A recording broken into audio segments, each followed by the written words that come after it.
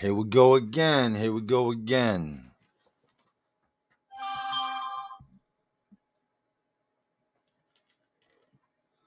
Checking with the comments real quick. If I'm too loud, let me know. And if you can hear me good, hit one for me.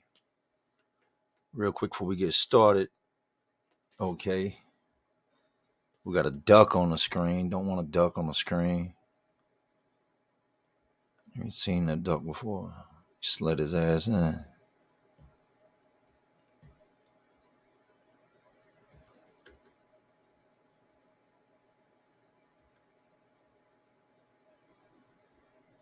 Okay, there we go. Sorry, I'll catch y'all's comments in a minute. Gotta get everything right.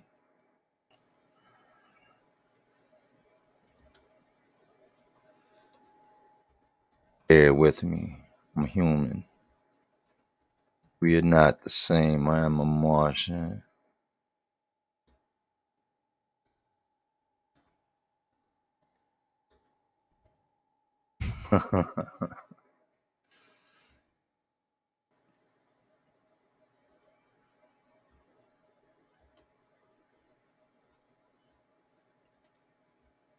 Go ahead and bring AZ in.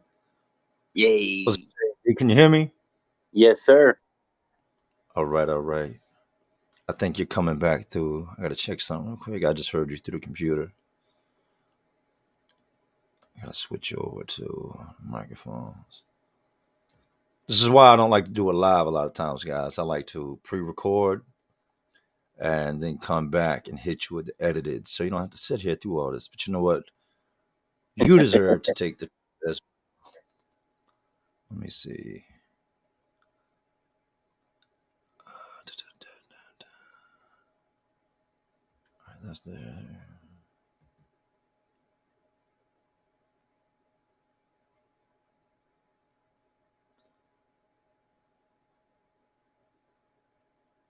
You still there, AZ?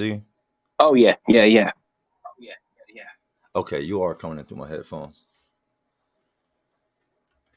All right, back to the comments. Boom, they're in. Coming fast. Let me start at the top. Show some love to the guys that got here first. And then we'll tear into this, man. I got a lot to say tonight. And I'm probably gonna piss some people off. I'm just gonna be real, man. Me and AZ have been talking about this, and I do not expect AZ to chime in on anything that he does not feel comfortable chiming in on. But I got some things to get off my chest, man. Got a lot of things to get off my chest, and this is pretty much how I'm feeling about it.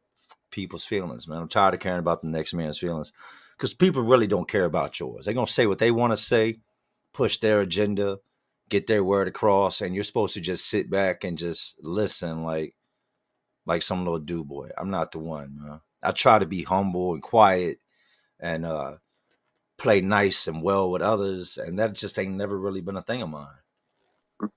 So I'm learning. I am 100% learning, man. Yep. Tonight we're gonna get real and raw, and I'm gonna get into it, and it's just what it is. Hate me or love me, but you gotta respect my honesty. And at the same time, you gotta remember this is just my opinion. Don't mean it's right, don't mean it's wrong. It just means that's my opinion. So right at the top, we got Mark Avenged Brown. Jay, okay, salute. Mark Avenged Brown with the $4.99 for the tip jar. Hey, thank you. You are appreciated. $4.99 goes a long way. Artie Devlin, are we back? Salute from Art from Trenton, New Jersey. Share this out if you can.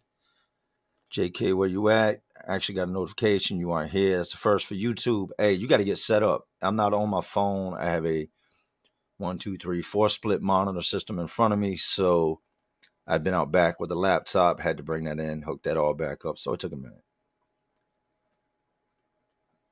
All right. Deron Johnson, Artie Devlin, Chill Till I Die, Grimace, Bill Feezy in the house. Shout out to Bill Feezy. TJ Dr. Decay, Pablo Lopez, Skylar Fuller, and the list goes on and on and on. So what's going on, AZ? How you doing tonight? Man, I'm doing good. You already know. How you doing, man? I was gonna go earlier, but I seen that Ronnie and all them had went live. I think it was Ronnie. Was it Blue Collar Vet? No, it was Ronnie, New Age, and Broken Home New Age, podcast. Broken Home podcast. Okay, I didn't want to Yeah, mess it they up. done a I lot know of for big a fact interviews. you can never forget when you've seen Ronnie. You know when Ronnie's in there. Ronnie Yeah, stand out. yeah, He's got Ronnie's his my own guy, sound and man. everything. Shout out Yeah, Ronnie sounds Blue like seem like Eyes. good people. Yeah, shout out to Ronnie Blue Eyes. Clip that. Make sure y'all go follow um, Ronnie Blue Eyes, Scandalous channel. Um, it's a lot. Ronnie doing his thing, man. Something's gonna Yeah, grab. but Something's gonna grab. he shows a lot of love with all the channels, so it's crazy. Like it's dope how he does it. My homeboy Southside Frog. Anytime y'all see Southside Frog, let me see if Frog. Can I moderate him? No, I can't. I could block him, but that would be messed up. It's actually my homeboy from 1992, man. He was just at the house last week. He knows the There we real me. go. He's been around a long time. He will tell you this is who I am. Salute. So what's up with everybody? What are y'all doing tonight? What are y'all getting into before I get into what I get into? Because what y'all are getting into is probably a good thing, and what I'm getting into is probably not. So, and I'm at home, so that means running my mouth. It's sometimes the gift and the curse, man. Somebody said, "What the Feezy? Bill Feezy in here, man." If y'all don't know who Bill Feezy is, you go check Bill Feezy out. Funny, funny dude. When I'm having a bad day, I'll put Feezy on it. Just his laugh will make me laugh. See anybody in here you want to shout out while we're scrolling and waiting on people? New Age. Salute New Age. Oh, I said New Age. Excuse me. AZ Ruction. See, I saw one earlier. It said some. Oh, Az, do you have any other ambitions than YouTube? Yes. YouTube is a stepping stone. Just like a lot of people use music as a stepping stone to try and get to other bigger and better things. So, because I feel like there's a lot of other things that are bigger than YouTube as well. So yeah, I do plan on it. Um, just it's got to be the right opportunity. I'm big into YouTube, like content creators getting together and holding exhibition boxing matches, but it's really hard to get that going because people, when it comes down to it, most people don't want 500,000 people seeing them get knocked out or whatever it is. Like, so that's been hard to I don't do. know. I'm a little different. You put $100,000 up, I'll let you punch me till you knock me out. You know what I mean? For $1,000, you can tie my hands behind my back. I'm being real with you. Knock me all the way out. I'll do the stiff deer. You know what I mean? I'll do the kicking chicken. I'll do that all right on camera for the world to see. For the right bag, man. But does anybody want to get knocked out on TV for everybody to see? No, they do not. Right. And I think I'm that's still the trying biggest to get the thing. sound right. You're double feeding. You're feeding through my headphones and through two other monitors. I'm afraid it's gonna mess up the audio. How's it sound on your end? It sounds good to me. Because we've had this issue before. Yeah. Sounds good. Yeah. Sounds good to me. All right, I guess we'll find out in the feedback. Get back to the end, and we all sound like Charlie Brown.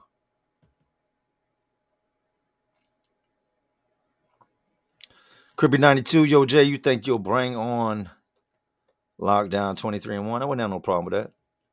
Josh is one of the GOATs in the game, been doing this thing a very long time. And to keep your head above water, to stay relevant, continue to make a career out of this, and push content, good content, not easy to do. I would And love to be he's on. been I doing would it love for to a very long interview him. I would love to Yeah, pick his brain a absolutely. little bit.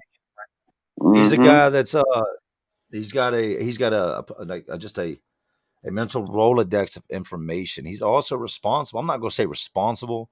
He's also brought a lot of guys to YouTube. I will Oh, never say he's responsible for anybody's success because you've got to, after that interview, you've got to go get it. right. You get what Yes. I mean? Like, you 100% can't agree. be responsible for somebody's success. You can bring them to the light, but if they continue to shine or not, that's on them. Yep. I agree. 100%. See, we got But he's definitely been the stepping stone for a lot of channels. You know what I mean? Like Absolutely. he definitely put a lot of dudes on the map. Absolutely. I took a lot of pride. And pride's a mother, man. I took a lot of pride in the fact that I didn't do the 23-1. And it wasn't because I didn't want to, it's because I hit him up and he never responded. And now looking back on it, I get it. When I hit him up, I was a channel with like 500-600 subs. So he's got channels hitting him up with 10, 20, 30,000, names that are going to pull numbers. So I get Right. why I didn't get that attention. But then once, boom, I took off, right there in the box. In the inbox, there it is. It was trying to come on. And at that point, it was kind of like an ego thing. Like, I got this far without doing it. Nah, if I did it now, then it would kind of take away from all the hard work I put in to get here. Then they, boom, put that stamp on me that you wouldn't have done it without this. And even though Right. me and him are really cool, shout out and salute to Def from Lockdown 23-1, not throwing no shots, Definitely. no way at all.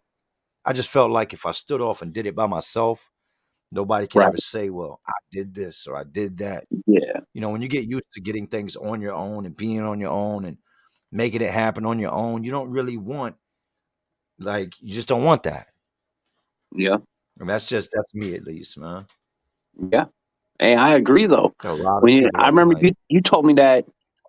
I think the first time we ever talked on the phone, you told me that like what 8 months ago, something like that.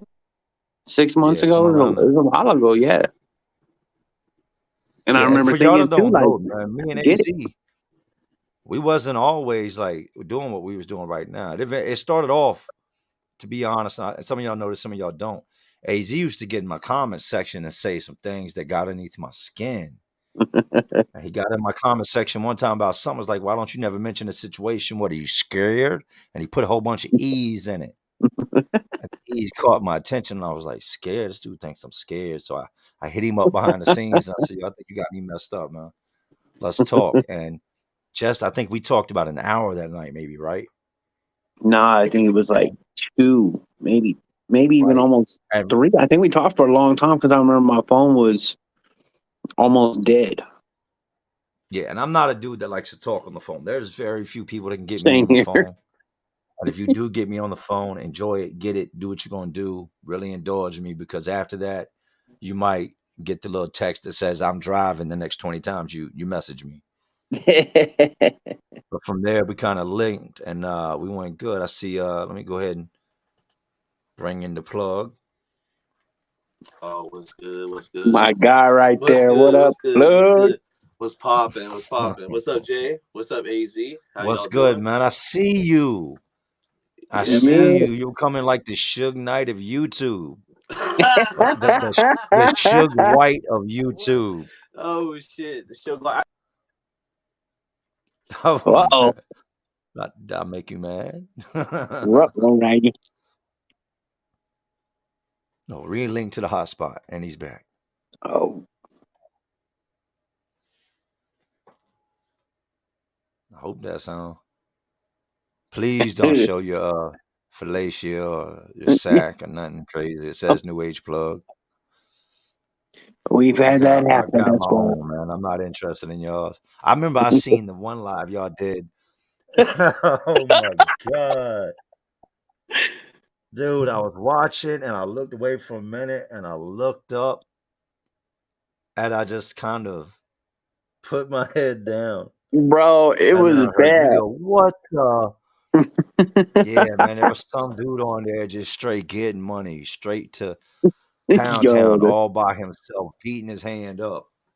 it was So crazy, just so bro. y'all know, if you come in here tonight, if I can't see your face, ain't happening. Ain't happening. You ain't about to set your balls on the screen. That ain't going on. Plug, what up, dog? hey, bro. What's going on, man? What's going on, Hey, Jay? What's going on, I'm AZ? good, man. I'm good. I ain't got no complaints, man. None at all. I'm about to take these headphones out. how's See it if how's everything it still sounds feel? the same. How's it feel to be back home? Oh man, dude, the weather. Man, listen, I'm a Florida boy. I stayed on the east, northeast for the past 6 months, and I ain't gonna lie to y'all, bro. It was rough, man. Waking up, going to work with that weather, bro. I'd rather be in the 100-degree heat. I got cancer spots all over me, even on my face from working in the sun in Florida, bro. I'd rather literally be that hot. I cannot take the cold. I don't know how y'all do it. Y'all, I give y'all a lot of credit. Y'all some tough son of guns up there for being able to stand that cold, bro. I can't do it, bro. Can't do it. I got my shorts on right now. You know what I mean? I can't do it. I can't. Y'all, I give it to you guys up there. I really do. You know, working in 20-degree weather consistently it's hard, rough. man. But on the other end, bro, working in Florida, bro, on a site or on, working construction or doing anything, even pest control, bro, I seen people fall out. Oh yeah. You know what I mean? And even Floridians, bro, not just like we call, northern people Yankees down there, but not even Yankees, bro, just Floridians, they fall out, bro. So yeah. I'm happy to be home. Yes. I'm back. Bro. I'm back to my element, bro. I'm back, That's what I'm talking about. Because my theory, bro, is the Northeast is more racist than the South, bro. The South, white people and black people, we're in the same hoods together. Like if you're poor, like I am, obviously, we're in the same. I'm around my people all day. In the Northeast, they have their like where I was at. I think the area I was at, which I was in Lehigh Valley, it was just too bougie for me, bro. Like I'm not gonna lie to you. Dude, I'm in my element. I smell that fried chicken as soon as I pulled up. And bro, my neighbors are so nice. It's unbelievable, bro. I'm extremely happy. Hey, you want to know a crazy fact? Yes, as soon sir. as you come into Richmond, like when you're coming across the bridge, they have like the septic tank, like the big septic place. So you're like introduction to Richmond is like a giant steaming toilet bowl. Yeah. And I remember when I got out of prison, I was on the Greyhound and they were taking me to the bus station. I remember when we passed by that and I smelled it. That was what reminded me of home. Hey. Middle of summer, July 10th, it's boiling outside. We just drove past the Pooh factory and the bus windows are barely cracking. That scent comes in. It's like, home sweet home. Yeah. Hey, my city's known for smelling bad too because we have Tropicana in Bradenton. It's a big plant, the Tropicana orange juice, and it makes the whole town smell bad, bro. And honestly, I love it, bro. Like you said, it might smell bad. It's almost like you're passing your own gas, bro. You might smell bad to other people, bro, but hey. Why did I envision it smelling like prison wine? Like the first thing I thought when you said Tropicana was like your city smelled like a big bag of mash. Oh yeah, that's it. Like you smell it fermenting, you know what I mean? You smell that fruit fermenting. Miles away, you can smell it all through the city, man. I'm not even lying. So you've got a lot going on, man. You got a whole lot going on with YouTube, like the Puppet Master. Someone else called me that, bro. But I had a troll call me that, bro. And the Puppet Master, I wouldn't say that. I think I tried to like, implicate what No Jumper did, making some drama, asking the tough questions. You did very well on your first episode. I got to give it to you, bro. You remind me of Adam 22, which you're a gatekeeper in this game already anyways. But that night with AZ, bro, y'all made a moment, bro. What are you thinking, No Jumper? Honest opinion. Now I'm gonna give you mine when you're done. So this ain't a walking you into a blind wall. Let's get it. What are you thinking, No Jumper? I think No Jumper turned themselves into, now they don't need to talk about nothing because they have so much drama internally. They don't need to do topics no more. They are the topic. But I think it's a mess over there, bro. Honestly, he's definitely getting away from, because let's be honest, bro. When that podcast started, that was a majority of a blood podcast. He was, even Adam 22 himself has pictures with the rag. I'm not even lying to you, bro. He does. He's posted with the flag and all this stuff. He had all the artists that were blood. And then when he went and got AD, that's when the podcast started to switch towards, having it was more of a blue podcast, But now it's a mix. You got a good mix of nerds, street dudes, a lot of drama. Eventually some is going to get a lot worse than what has been going if they keep going. But he just interviewed a neo-Nazi dude. So I've seen that. I don't know how I really think about Adam 22, bro. I've seen that. Bad look. Very, very bad look. The business side of him, I got to respect. But his moral compass isn't the same as a lot of people on YouTube, man. Absolutely. I think with something like that, if you're going to bring that in, you need to, especially if you have a diverse, set of races around you, you've got to go check. I know this is yours. This is your platform. You do what you want to do.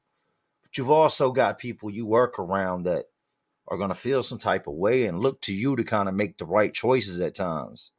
Bringing something on like that, like, in my opinion, the guy told his truth. I seen it. He spoke what he said. I seen clips of him. Let me reiterate that. But I think it was a bad look out of respect for the people around him. If you say you look at this dude like he's family, and you look at this dude like he's family, and I know your mom, and blah blah blah, but I'm gonna bring on a dude that completely contradicts everything that I just said and hate you all. I wasn't a fan. I see No Jumper. Something bad happening soon, whether it be Adam getting beat up on camera, or something worse. It's coming. They're at war with themselves. And that's what happens when you put too many people in position. Everybody can't be the king. Everybody can't be the shining star on camera. And that's what you got. That's what I see. Is you got a power struggle going on. You got dudes going at Lush, and then you got the whole house phone, and then you got so much going on that get back to the content. Don't ever get off track of what brought you here. They started out, a lot of it was just with the underground rappers and reviewing people's music. Yes, remember all that? yes, Going into the yes. projects, and now every other episode it's like, well, what'd you think about his rap verse, and what'd you think about his rap verse, and hey, why'd you punch him in the face, and what was up, why y'all beefing? It's become one of those things, like, when you put too many dudes in a room, it's bound to go down. And every time you turn around, it's a new face in the room. That's where I'm at, man. It's either that or whenever, and nothing against the dudes that gangbang or whatever, but whenever you put them all in one place or start putting a certain amount of them in one building, I start watching. To think the feds don't watch, the cops don't watch, the YouTube police don't watch. Yep. They're not seeing what's going on. They're not snapping pictures. You would be stupid to think that. Yeah, The because first time they see somebody get out. Go ahead, Jay. I'm listening. I mean, like anybody that doesn't think that,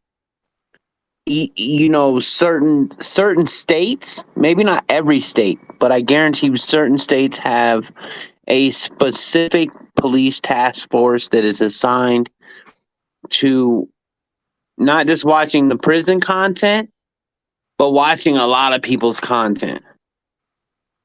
Because not everybody's grouped into prison stuff, but because they might not hashtag prison life or prison whatever, prison reform, some of those bigger hashtags, just because they put something else. But they watch everything. They're convicting people on stuff that they've done and said on the internet. They're convicting people on things other people have said on the internet. Right. What if you tell a story? Yeah, what if you tell a story that you just did 3 years ago? Let's just say you committed a crime, hypothetically, not you, Jay. I'm just saying anybody. Hypothetically, you committed a crime 3 years ago, and you don't know your laws and statutes. So you go on YouTube thinking that you did some cool ish, and you're about to go viral. And then you go ahead and you talk about a crime that is still within the threshold of getting in trouble. It happens. Yeah. They're going to get you somebody, because what if that could be the worst thing. The one thing you wanted the most for that video to go viral. That's the one thing you wanted most, but that could be your ultimate demise. Because now you went from 150 people seeing it to where it just gets brushed under the algorithm doormat, if you will, to all of a sudden now you've got 800,000 views, and the person that you committed the crime on is like, yo, that was my house that he robbed and took all my stuff. You know what I mean? So you run into that. So the one thing you wanted turns out to be your demise. And it's happened. It doesn't happen all the time because not everybody gets on and goes viral. You can tell the craziest story, but if you don't tell it right, it don't mean nothing. Nobody's gonna watch it. See, Nobody's the thing gonna is, care. you gotta. It's like putting a cake together, right? You have to have the right ingredients to make it turn out right. Now this guy can look like sugar, but end up being salt and mess up the whole entire thing. And I think they got a whole lot of salt going in the cake right now. And in the future, I think we're going to see a new product. I don't think it would be nothing to be like, let's be real. You get invited to go to No Jumper tomorrow. You going to No Jumper by yourself? Would you feel comfortable walking in No Jumper by yourself? I'm at least bringing a couple. AZ is one of them. I'm bringing AZ. Yeah. That speaks volumes. Would you? All right. Okay. Do you need? Are you going to have to? Do you feel like you need to take somebody with you to go on the Howard Stern show? No. Hell no. Do you need to take somebody with you to go see Jimmy Fallon? No. Why do you need to take people with you to go to No Jumper? Because they have a reputation. And, Thank you. Thank you. And another thing too, AD is the backbone of that show. They lose AD. Yeah, big shout out to AD. AD is probably one of the. And nothing against nobody. AD has definitely put in his work, and he is 100% solid. Yeah, I give him that. I think he's a good person. I think he's good on camera. I think the way he portrays himself, he's the same person off camera. But when you get wrapped up in it, you're all just grouped. You know, when they start slapping handcuffs on good, bad, evil, good, none of that matters. It doesn't matter what your personality is. You're all going to fall. Once they start handing out charges, God forbid, or they rush a building, everybody there goes. Everybody there goes and will sort you out in the end. And I just hope. I think one of the another big things is Adam is in too deep and don't know how to say, all right, you know what? This is my shit. You're fired. You're fired. You're fired. You're fired. You're fired. You're cool. You're fired. You know what I mean? Like, yeah. I think he's kind of at one of them points where he's got to let a lot go and get back to the basics. Because, like I said, once you get too far away from where the people started to love you, they'll start to hate you. Nobody want to come watch grown men fight all day. It's entertaining for a little bit, and then it gets old when every episode becomes the same thing. Yeah, I try not to make that that's kind of like every fourth episode, you know, like you really don't want to you really don't want to make your you know your product based on like fighting, bro, because it's going to bottom out. I like what you said about the beefs too. Like, you know, you made it very clear when it comes to beefs, bro. Do it like how hip hop is, bro. Don't side with, if you got two homies that are fighting, don't freaking side with one of them, bro, because they're gonna end up being cool again. And then you were just sitting there looking like, oh, how many times has that happened in YouTube? Like, I don't have, you know, a lot of friends because of that, because I sided with somebody else, and then now they're cool though. And even if they're not your friends, they ain't even got to be your friends. Yes. Always, here's what I'm gonna tell y'all, and anybody that's watching and wants to try to make it in this game, this is what I'm gonna tell y'all. This is a job. Once you start seeing a bag, you start seeing a check, your lifestyle changes. This becomes a job. These guys you see on camera, these other content creators, they are co-workers. If you are the guy that is constantly fighting with all the other people on YouTube, it's only a matter of time before somebody's got to take a loss. Are you really willing to sacrifice what you've got coming in? Say you're making 6-7 figures a year off YouTube. Are you really willing to sacrifice it every other week with arguing with somebody? Because at some point you're going to lose. That's just how the game goes. I'll tell you this right now. So, like, I would go at a lot of people when I first started my channel, you know, because I would see stuff that I didn't agree with, you know, and I would speak on it. And, you know, sometimes I did it in a different way, you know. So, with that being said, when I first started talking to Jay, and I'm pretty sure, actually, Plug, I'm pretty sure you can vouch for this too. I think I told you, like, Jay made me think about beefing with people all the time. Yes, you've mentioned like, that. I was like, man, like, I thought I was just doing my due diligence by calling out the goofies or calling out the fake stuff, but really, it hindered my growth for a period. And then once I stopped doing that stuff, you know, stuff started to, you know, change. Numbers started going up, because then you start basing your content around drama.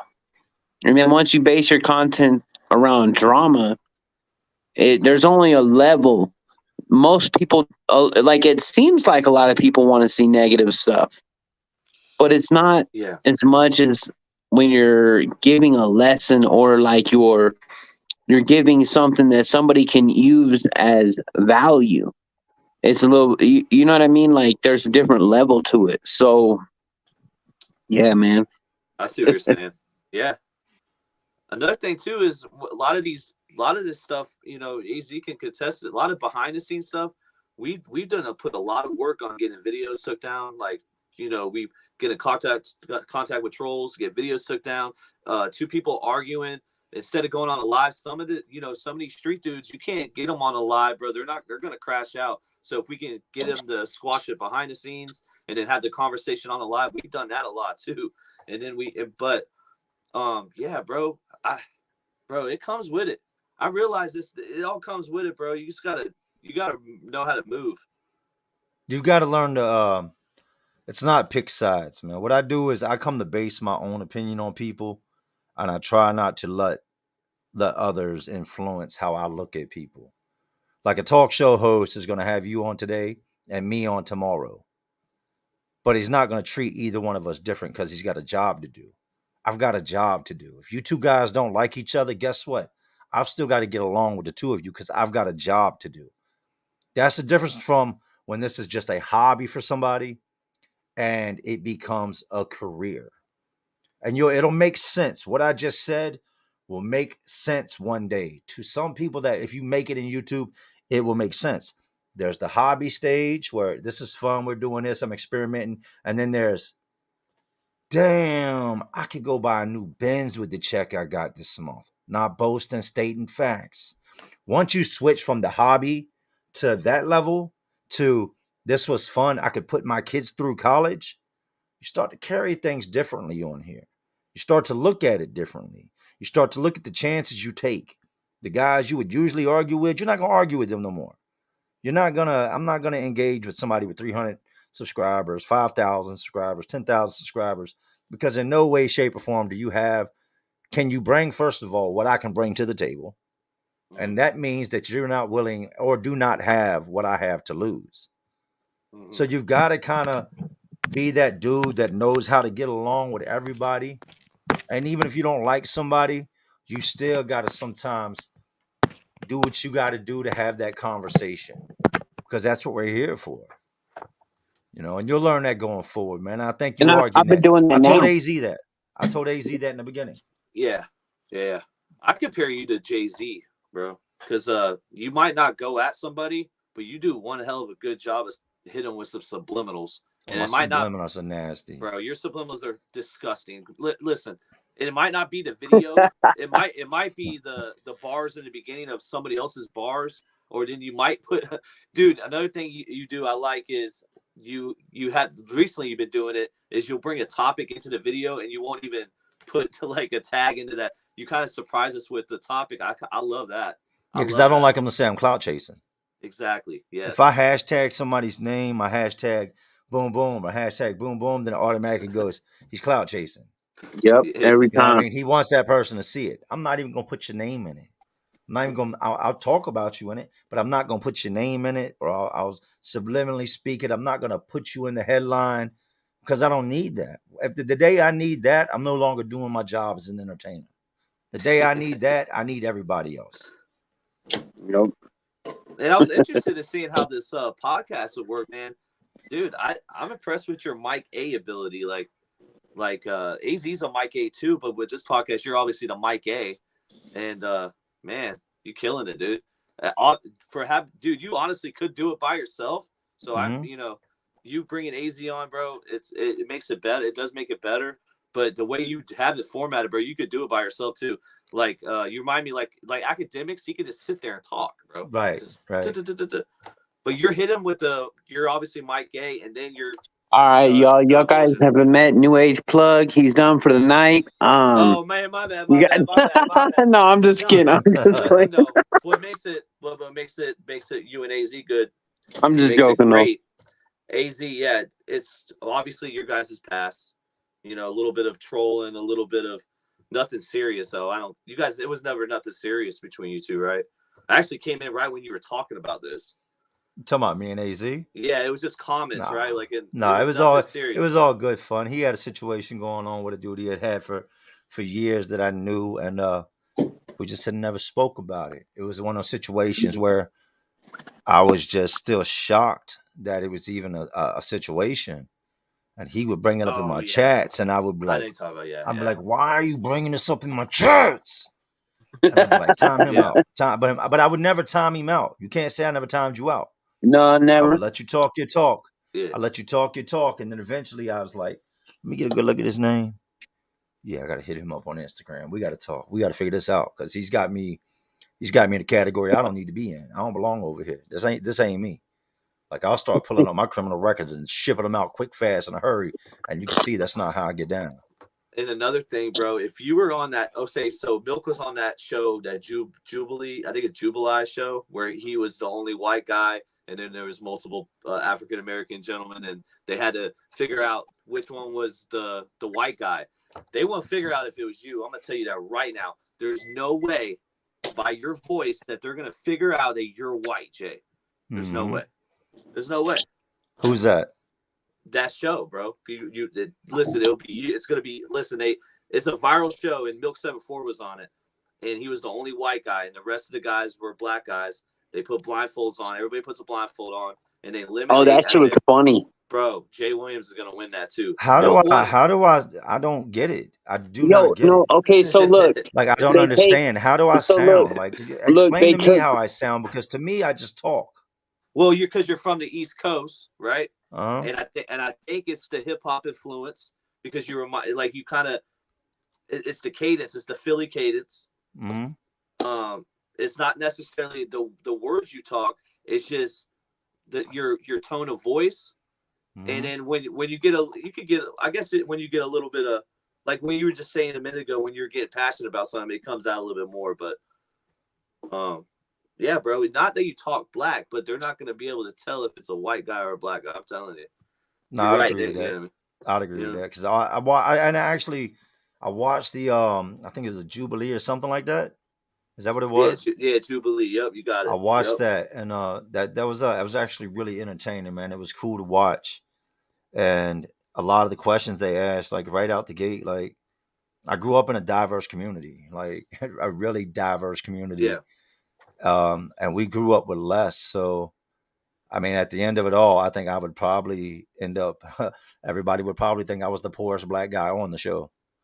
You know what I mean? For Yeah. real, like they would end up thinking like that dude is straight out the gutter. Like we can go ahead and he can chill with us. He's good. But that's what's up. I don't think I sound anyway. I Yeah. think I sound like myself. This is how I talk. There Yeah. are Yeah. Yeah. times when I get caught up in the moment of like telling stories that I'll go back more into who I used to be. And when I do, like that side of me comes out and I speak more Me too. like who I was in that moment. And my wife will catch it. She'll be like, "Why are you talking like that?" And I'll be like, "Talking like," and then I'll catch it. It's like Mm-hmm. it's me going back to who I was. So I've got hmm to replay who I was. I talk the way that I did when I was in those moments. But these days, this is me on my grown man shit. This is how I talk. I had to talk with a gas station clerk earlier, not far from my house, and he seen the stickers on the truck and stuff. And he was like, I knew you weren't from around here." And I said, "Yeah." And he was like, "A, because of your accent, and B, you drive a giant tiger striped Hummer, so you kind of stand out." Yeah. Yeah. Yeah. Brian Yeah, Tam bro. said, "Who says he talks black? Everybody." He gets it. He said he sounds like he's from Philly and New York. Absolutely. I have Yeah. a southern accent that has been twisted with a northern accent. Then you got to realize I lived down in Illinois for a little bit. So I'm kind of messed up. I've got a combination of like different state, like you know what I mean, different states twisted together. Yeah, it comes out of me too, bro. Like if I'm at Publix and I get in a little bit of a tussle, dude, you'll start hearing me sound like 1090 Jake. I'll be like, come on now, you stupid that shit. Let's run that shit, dog. I get all, you know. I was that adolescence white boy that said the N word a lot. Not the ER, obviously, but my group of people allowed me to say it, which I wouldn't even. If you go back in time, I wouldn't even took their pass. Don't even take the pass, bro. Just be respectful. You know what I mean? It is what it is. I talked about that a lot, though. You know. Right. It's a judgment thing. That's what it is. At the end of the day, it's a judgment thing. Like at the end of the day, if it really boils down to it, like when it comes to YouTube, I wouldn't be black enough to be with the black dudes, and I wouldn't be white enough to be with the white dudes. Yeah, me So I'm too. over here on Jay Williams. Let's have life doing my thing. Yeah, Right? we And human. if you're rocking with me and you're in the middle like that, and you can do that, then that's what's cool, man. I'm not here to. I don't care about none of that. I really don't. Treat me with respect. I'm gonna respect you, um, and that's where we'll keep it. Outside of that, then if it goes outside of that, then we take it off YouTube. We don't talk about it on YouTube, of course. I've seen that way too much, even with other beefs I've seen on YouTube, right? Mm. And y'all can read in between the lines of other YouTubers that have beefed in the past. I stayed out of them. I stayed out of them because I felt like no matter Yeah. what happened, I feel like no matter what happened, you get away from the whole point of it all, and people start looking at you like you're choosing a side. You know what I mean? Like these days, it's like you're drawing a line in the sand, and it's not a line that's right or wrong. It's a line of him and him. And I never wanted to be drug in any direction. So I just sit back and just watch. Do I say things sometimes subliminally I shouldn't say? Yeah, but that's me screaming on the inside because I can't say what I want to say. You know what I mean? So just a little bit of it weasels out every now and then, if that's the right word, or weasels ain't the right word. I don't even like that word associated with my name. A little bit of it like oozes out. It finds a crack to come out of in a subliminal message just because it's been eaten at me. But it's never malicious, man. It's never meant to attack anybody. If it was an attack, people would know. If I don't like you, you know. Like by now, people have watched enough of me on YouTube to know who likes me and who don't like me. And you know if I like them and I don't like them. But I'm not big on getting on here and beefing back and forth, man, because I've seen the outcomes of beef, and I've never really seen it like what it is now, where people can just argue and argue and then argue some more. It's not what I'm used to. I'm used to beef leads to tragedy, beef leads to handcuffs, beef leads to hospital trips. So this is new to me, man. I'm enjoying Virtual beef. It's a yeah, safe it's beef. it's Hey, awesome. It's It's safe. awesome. well, check this out, Jay. So when I would make those comments, it was because I was new to YouTube, right? Mhm. Like I didn't know there was a prison genre. None of that. Even when I made my channel, I didn't know that it was its own genre. Mhm. So I was ignorant to other politics in other states and whatnot, you know? So Mhm. I'm thinking that like a lot of things are supposed to be the same where I'm coming from, right? Paperwork, Mhm. etc. I thought paperwork was a universal thing. I didn't know until later on. So when I would come and I would say stuff is because we were going at that individual and you know, the whole thing. So it was one of those things where like at first I didn't understand, you know what I mean? So I would Mhm. come and make, you know, certain comments, but I didn't understand how it went necessarily in other states. So when stuff got broken down, you know what I mean? Like when we talked about it and stuff, it Mhm. was different, you know what I mean? So it's like, Yeah, it's way different because you didn't know. yeah, you start to You didn't know. learn You were just how. going off of what you thought, you know. And I can't fault you for that. But My yeah, bad. I'm trying to send out the link.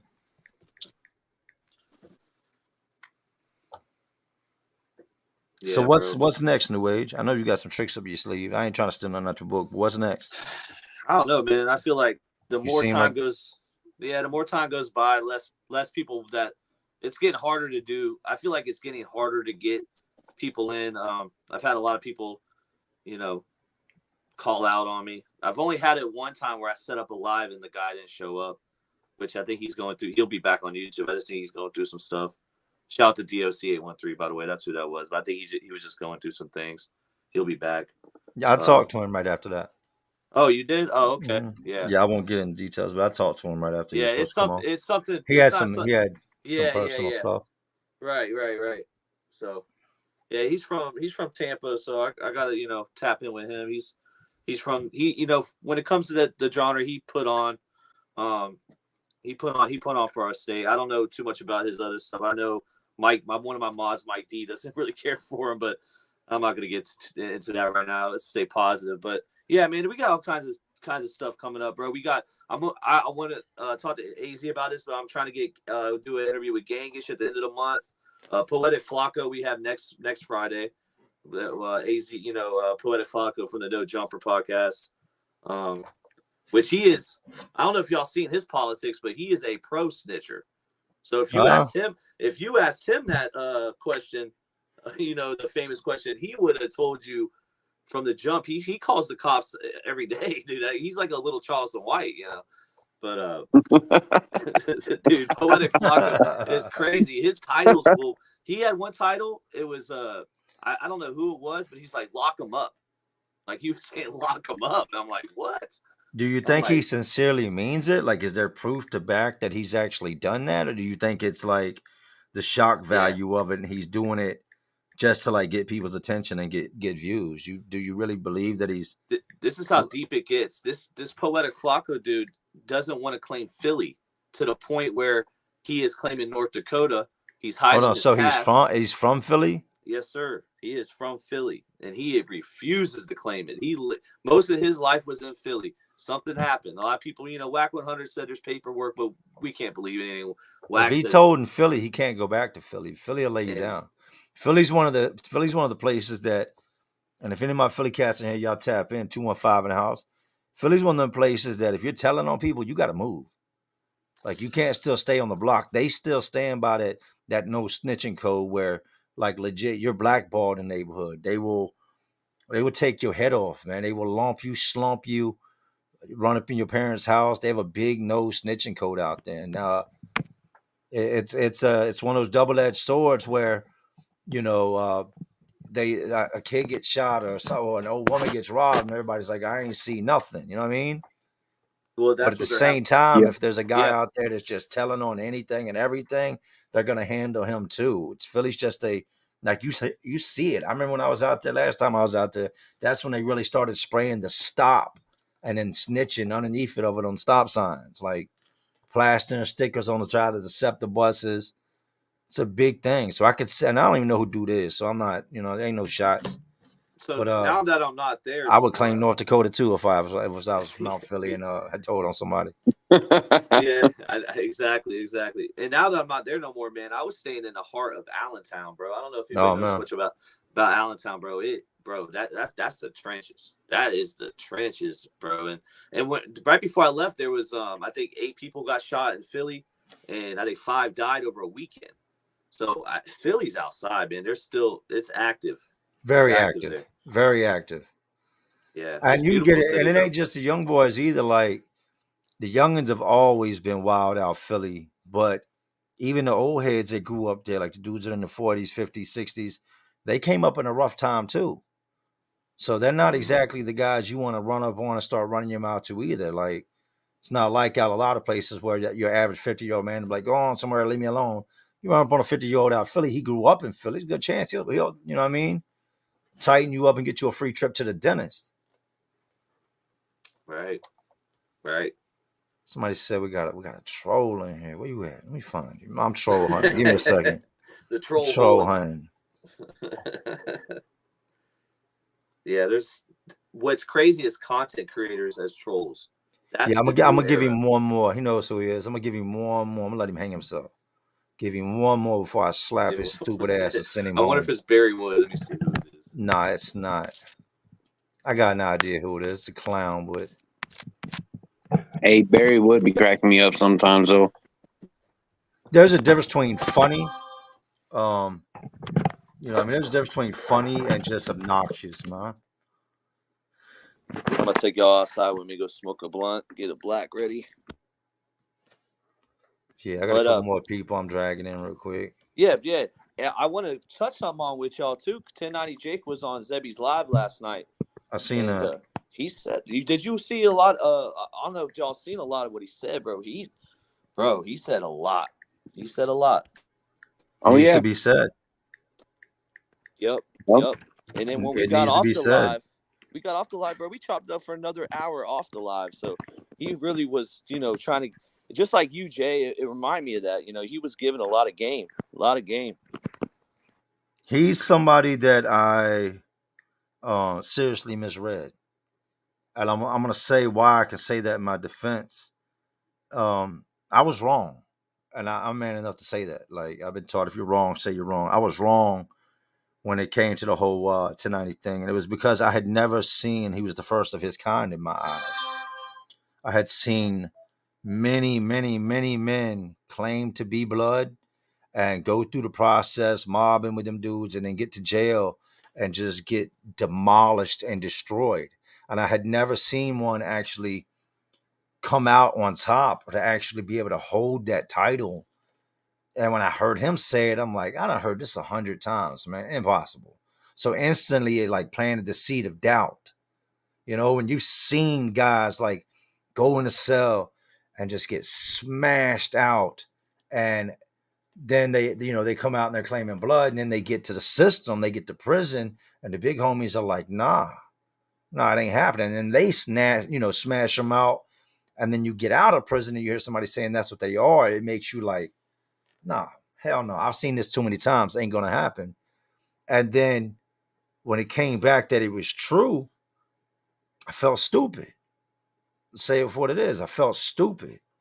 And then the more I watched, Yeah. dude, I said, yo, me and this dude have more in common than we do that's disalike, man. And I judged him off of something that I shouldn't have judged him off of. When he got to talking about the nightmares, and these are all things that I'm very familiar with, and the incidents and being in dorms by yourself and like having to go do this and do that, like these incidents I'm very familiar with, and I could relate. So I saw a new side of him. But was I wrong for judging him before I even knew who he was? 100%. And I'm man enough to say that. And if you're watching, I salute you. I'm sorry, and I wish you nothing but the most, man. Best of success, man. Yeah, I apologize to him too, bro. I really, honestly, I think AZ even said it too. Like, bro, he's actually down to earth when you get a chance to actually chop it up with him. I Yeah, seen that. I seen that and definitely. what y'all had going on. No, And with me and he's him, pretty chill. we have a lot of the same problems. Not to say y'all don't, but we have a lot of the same problems. Yeah, yes, When it financially wise, comes to money and friends yes. and the way we have to move, the things that we can do and we can't do. It's lonely at Very, the top. very relatable, man. Like friends I'd had my whole life, I'd known since kids. I got a bad feeling about one dude in general, and I cut him off. Right, I could just see it in his eyes. Sometimes you can smell the venom on a snake's breath, right? And I come to find out a couple months later from some dudes that I used to run with, it was like, yo, we were supposed to hit you. I'm like, hit me. And this was before I was even big on YouTube. This was my construction company was up and was booming. They were like, yo, we were supposed to hit you. We had your address and everything. But in having your address, we found out who you were. Then we found out that outside your building, you got security cameras. And then you keep dudes with you that can do something if need be. They got it. Whatever that may be. And that if push comes to shove and you've got to get to something to defend yours, they've got it and they're allowed to have it. So we really had to rethink what we were doing. These guys were sending me by a guy I'd known since I was 12. And this was all behind money. Gosh. Wow. 12. You're talking 30 years of friendship. 10, 20 bands. You're going to send somebody to peel my cat back for 10, 20 bands? And dudes, like they legitly said the only thing that stopped us was it was a couple different things. They said it wasn't money motivated. It was revenge on his part. He felt some type of way. B, we heard you had a crazy camera set up where you were inside the spot and you could see everything going on outside. And C, the people you have around you are 100% trained to go and going to go when it happens. So I get him when he says the money caused problems. It caused separation. Like you got to really second guess your circle. When you're running amongst a bunch of dudes that have something but not to the level that you have, please believe 7 out of 10 of them are trying to figure out a way to get a couple dollars out your pocket. Oh yeah. I think what saves what I when I'm going to say save, but I think what helps you out, Jay, a little bit is you're making a lot of dang money, and you are pretty famous. But when he said that when he went on No Jumper, it was over for him. And I What do you think that mean? you not going on 23-1 and doing this organically, I think you're at a place where you're going to get recognized a lot, but you're not going to get to the point where like 1090. I think you could get to that point. All you got to do is do a No Jumper interview, right? Or do a 23-1. You could do it if you wanted to, but you obviously did this organically the whole time. What I'm trying to say is, bro, is you're at a comfortable place. Like that's where I want to be at, where I'm not like crazy famous, but I'm making just more money than your favorite YouTuber that's famous to me. And I mean, you obviously do get recognized. How is that actually? Let me ask you that first. Like, do you get recognized every day? Pretty much. Yeah. See, I'm Anywhere. wrong. You see, I'm wrong about that. See, I didn't think in my Yeah, mind. my city shows me a lot of love. You got to remember, man. I'm coming up on like I think I'm coming up on like I'm coming up close to a billion views. Ooh, So yeah, I mean, there's been times I've been recognized by like people in the fast food line, and they get all hyped up. My girl be in the passenger seat, and they'll get hyped real quick, and she'll be like, because she knows my past, so she automatically associates like loud noises and people coming quickly at it being it could possibly be something from my past, and it was something I also had to come to adjust to. I do have a lot of PTSD from the past. So having people I don't know screaming my name from across the parking lot as I'm pumping gas, like, yo, Jay. And I look over and it's like 2 or 3 dudes walking in my direction. The first thing I'm thinking is not YouTube. You know what I mean? It's not. I worked late a lot of nights. So it might be 1:30, 2 o'clock in the morning, and I'm coming through Richmond and I stop off in the jets to pump gas. And now I've got dudes want to talk to me. Nah, there's been many times I've had to back dudes up off the vehicle until I realize what their intentions are, and then we can move forward the conversation. But it took some getting used to. Do I get noticed everywhere I go? No, I no, feel not. dumb too. I feel dumb too because then I started thinking you even have the sticker on your truck, bro. I don't. That's a lot of balls to do that. I'm not scared. I'm good with Yeah, God. Understand that I'm good with God, and I don't run around making enemies. I've made amends for the most part with the people that I've done wrong in life. And for the ones that I couldn't make amends with, that falls back on them. And for the ones that I couldn't get in contact with to make amends with, that means they're no longer here. But for anybody that's ever said I've been scared, let's check this out. My warehouse has been in the same position for 5 years. Real talk. So if me and you really got some type of smoke or some type of issue, I'm there every morning at 7:30. And I'm there again at 4:30. And if you know me on a personal level, you know that. So you can never say you got beef with me and that I'm ducking wreck or I'm doing anything when I move exactly the same. I'm at the same places every single day. Does that how make many sense? subs? Like, Heard that. Hey, how many subs you think that sticker got you, bro? Because honestly, bro, it is good marketing. When I see somebody with their social media, I actually look them up just to. I'm curious. I'm driving. uh, If I'm the passenger, I'm real curious, bro. it's another one of those gift and curse things. I was at a gas station not long ago, and I'm not gonna say the gas station or the location, right?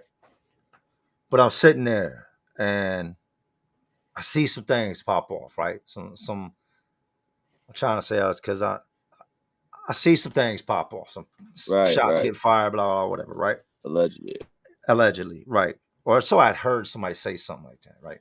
Right. So I'm sitting there and I'm actually watching a video on my phone, and I'm getting ready to head home. I've been driving. I'm tired. I'm exhausted. I pulled over, stopped, got me the breakfast bite from 7-Eleven with the chili and the cheese. And I'm sitting in the truck and I'm eating it now. Allegedly see all this stuff transpire. I ain't got nothing to do with that. I'm not the scary type. I'm not going to throw it in reverse and peel out. You know what I mean? I ain't done nothing. So I'm sitting there and I'm eating. All these cop cars pull up.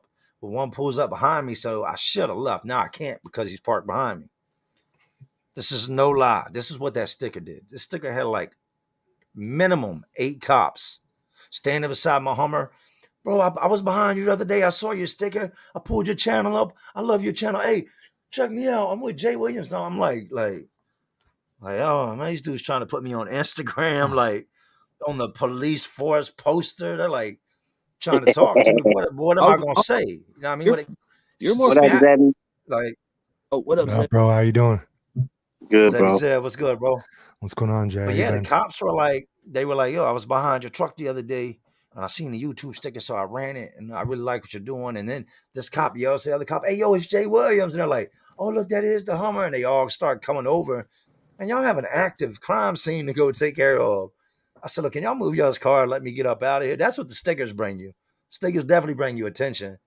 And Yeah. I'm not a dude that runs around like I'm untouchable, like I'm bulletproof, like I'm looking for all that. And like I said, at the end of the day, man, I'm good with God. I feel like I've put my family in a good position moving forward. And I have this argument with a lot of people. I think we all have a time to go. And I think you can live your whole life scared to death and you're still going to go on the day you're supposed to go. I don't think nothing you do, nothing you say, the way you move, I don't think none of that's going to change that date that's written in that book. I don't. I think we all have a day set in stone. So just go live your life, man. If you want to parachute out of a helicopter or airplanes at 70, 80,000 feet, go do it. If you want to Let's scuba go. dive with sharks and whales that could eat you, go do it. Because regardless, you're going to die on the day Let's you're go. supposed to. That's Yeah, why you them got, stickers on that truck. Because regardless of what happens, I'm going to go the day that I'm supposed to go. yeah, With or without the stickers, I'm going to go. It's my yeah. I 2 agree. cents, man. Got to All live every day in the moment. Yeah, don't run around like my wife gets scared a lot. What about this? Or the door's locked, or the door's locked. I said, you ain't got to worry about the doors being locked. I'm here. I'm here. Don't worry about what's out there. I'm here. They need to Yeah, be worried about what's in here. I got y'all. I promise you that. Y'all get into where we talked about, y'all hide. And once y'all get in there and I know y'all are safe, don't come out until I'm done. Like, I got y'all. Don't worry about me.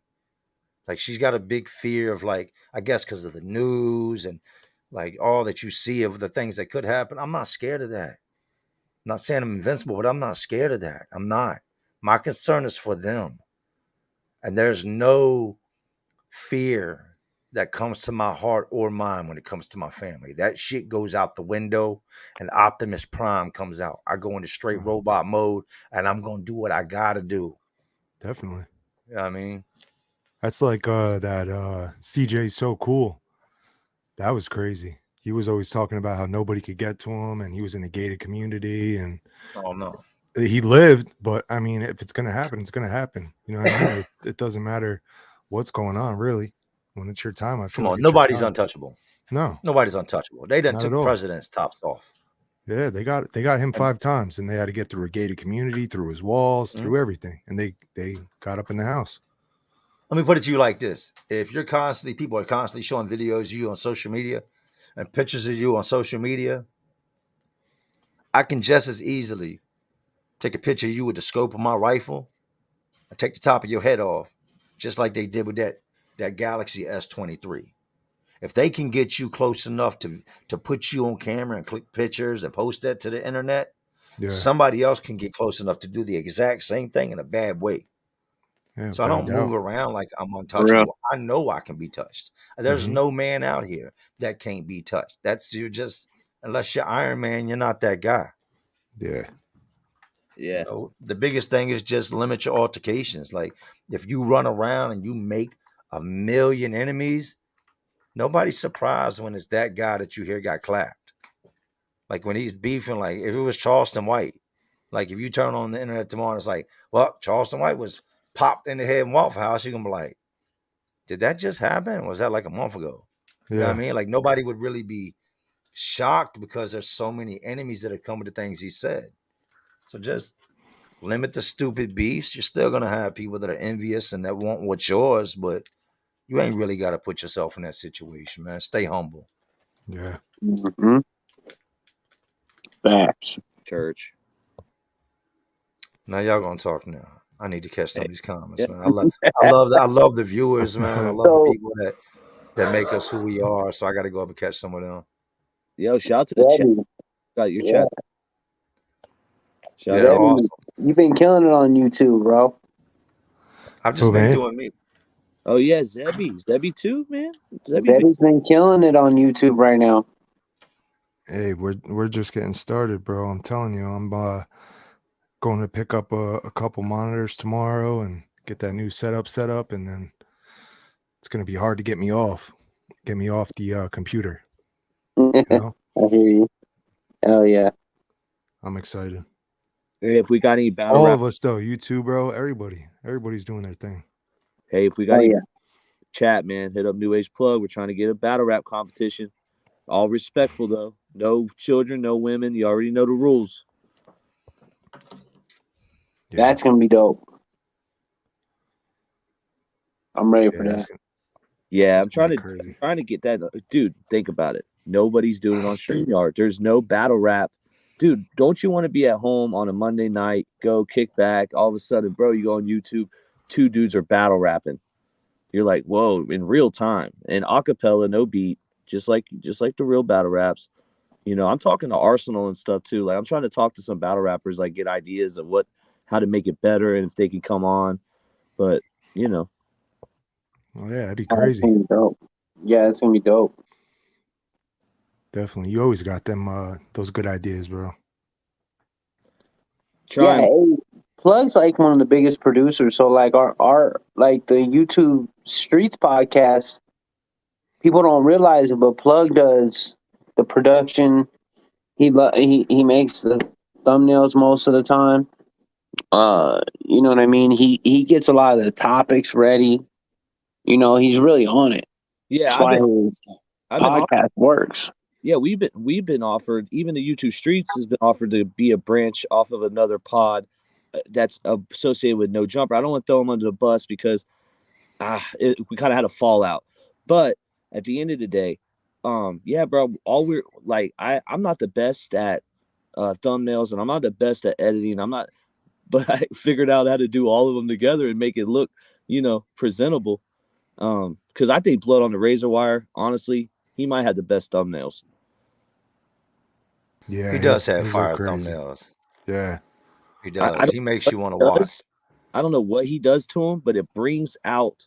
He can make dude the Ronnie thumbnail. I was like, dang, bro, Ronnie, I can never make you look that good, bro. I broke it down in one day. I'm like, bro, I can never make you look that good. He made Ronnie look like a boss. Where's Ronnie at tonight? Oh, Ronnie Blue, man. Hey, let me go hit Ronnie up real quick. Yeah, send the link out. Bring them in. Bring them out. Bring them out. It's hard to yell with the barrels in your Swizzy.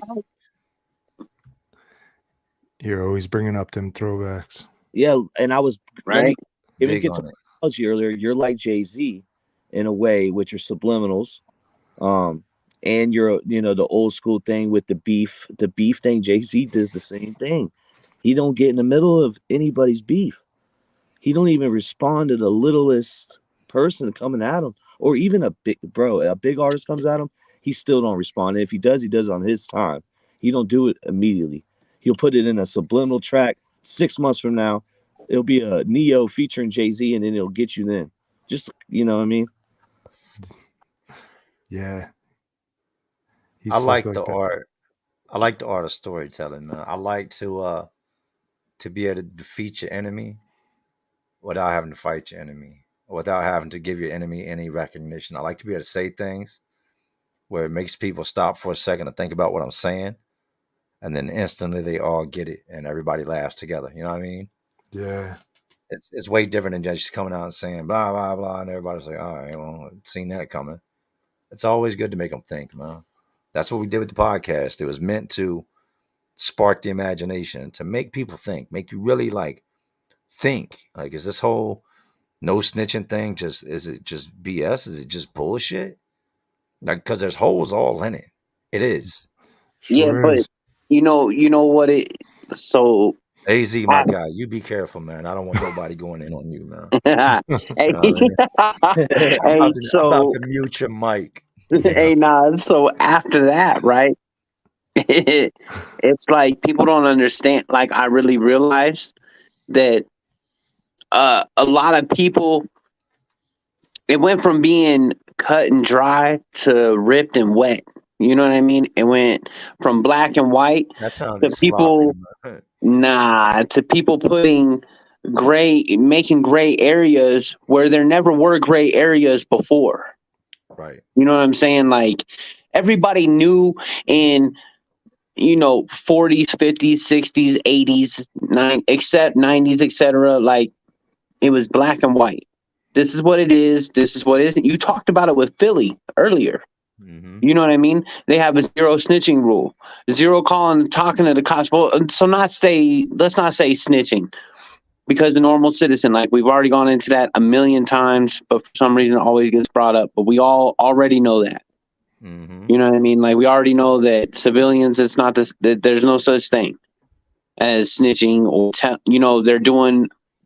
they're being a civilian. They're being a member of society by doing what they're doing. Hey, I gotta chime in on this comment real quick. Sorry to cut you off, man. He said Jay-Z is went after Nas and Cameron. What you talking about? See, you don't know what you're talking about. Those are straight diss tracks. But a lot of the stuff Hov has done were not diss tracks. Like on Simple Things when it says, I'm about $1. What the fuck is 50 cents? Bars. Little things like that spark your mind like, damn, that was dope. Oh, wait a minute. He's talking about 50 the rapper. He had his actual diss tracks where he went back and forth.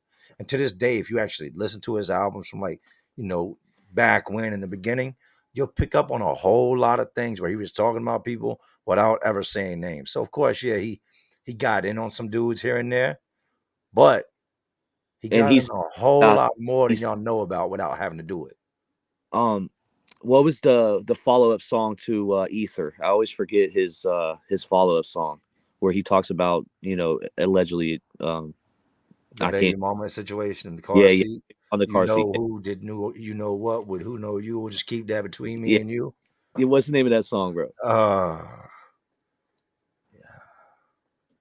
It's late now. You got me. But I could probably sit here and spit the verses for you. Yeah. Spit them verses, bro. Let me think. I'm trying to think what the actual song was, man. He said, but you know who? You know what? Would you know who? But we'll just keep that between me and you. Talking about the baby and the car seat incident, and that was rough. I read into all that. That was terrible. Takeover. Takeover. He talks about Takeover. He regrets Takeover, bro. He went too far, and he never did it again. Yeah, that's why you don't. You learn. Yeah, but you go back, bro. A lot of people put Takeover over Ether now, and back then it was Ether over Takeover. But now, as time went on, bro, that beat got played out. I think the Ether beat got played out to me, and then, bro, Jay destroys him. I was a big Jay fan, man. When Streets is Watching soundtrack dropped, before Reasonable Doubt, I remember I had the tape and I was bumping it, and people was like, "Oh, what is this?" You know, I mean, this is around the time all that No Limit Soldier stuff was starting to drop real heavy. They were dropping this crazy, just remedial, retarded looking album covers. Remember the ones they had, like the Mystical covers and the No Limit Tank and the Mia X and all the albums kind of looked like they were made in like an art class. I remember his, and Silk the Shocker was real big then. And I came across that Streets is Watching soundtrack, and it had everybody on an all-star lineup. And I started bumping that summer, and Jay-Z just from there, he blew, man. He blew. Right. Yeah, still pimping. Oh man. I heard the funniest. I laughed, man, and I ain't got that big of a sense of humor. I've been through a lot. It takes a little bit to laugh. But I heard something today on the internet that every time I think about it, it laughs. And it was like rappers like responding to comments that have been made about them. Oh yes. Little Wayne was on there. Did you see what they said about Little Wayne?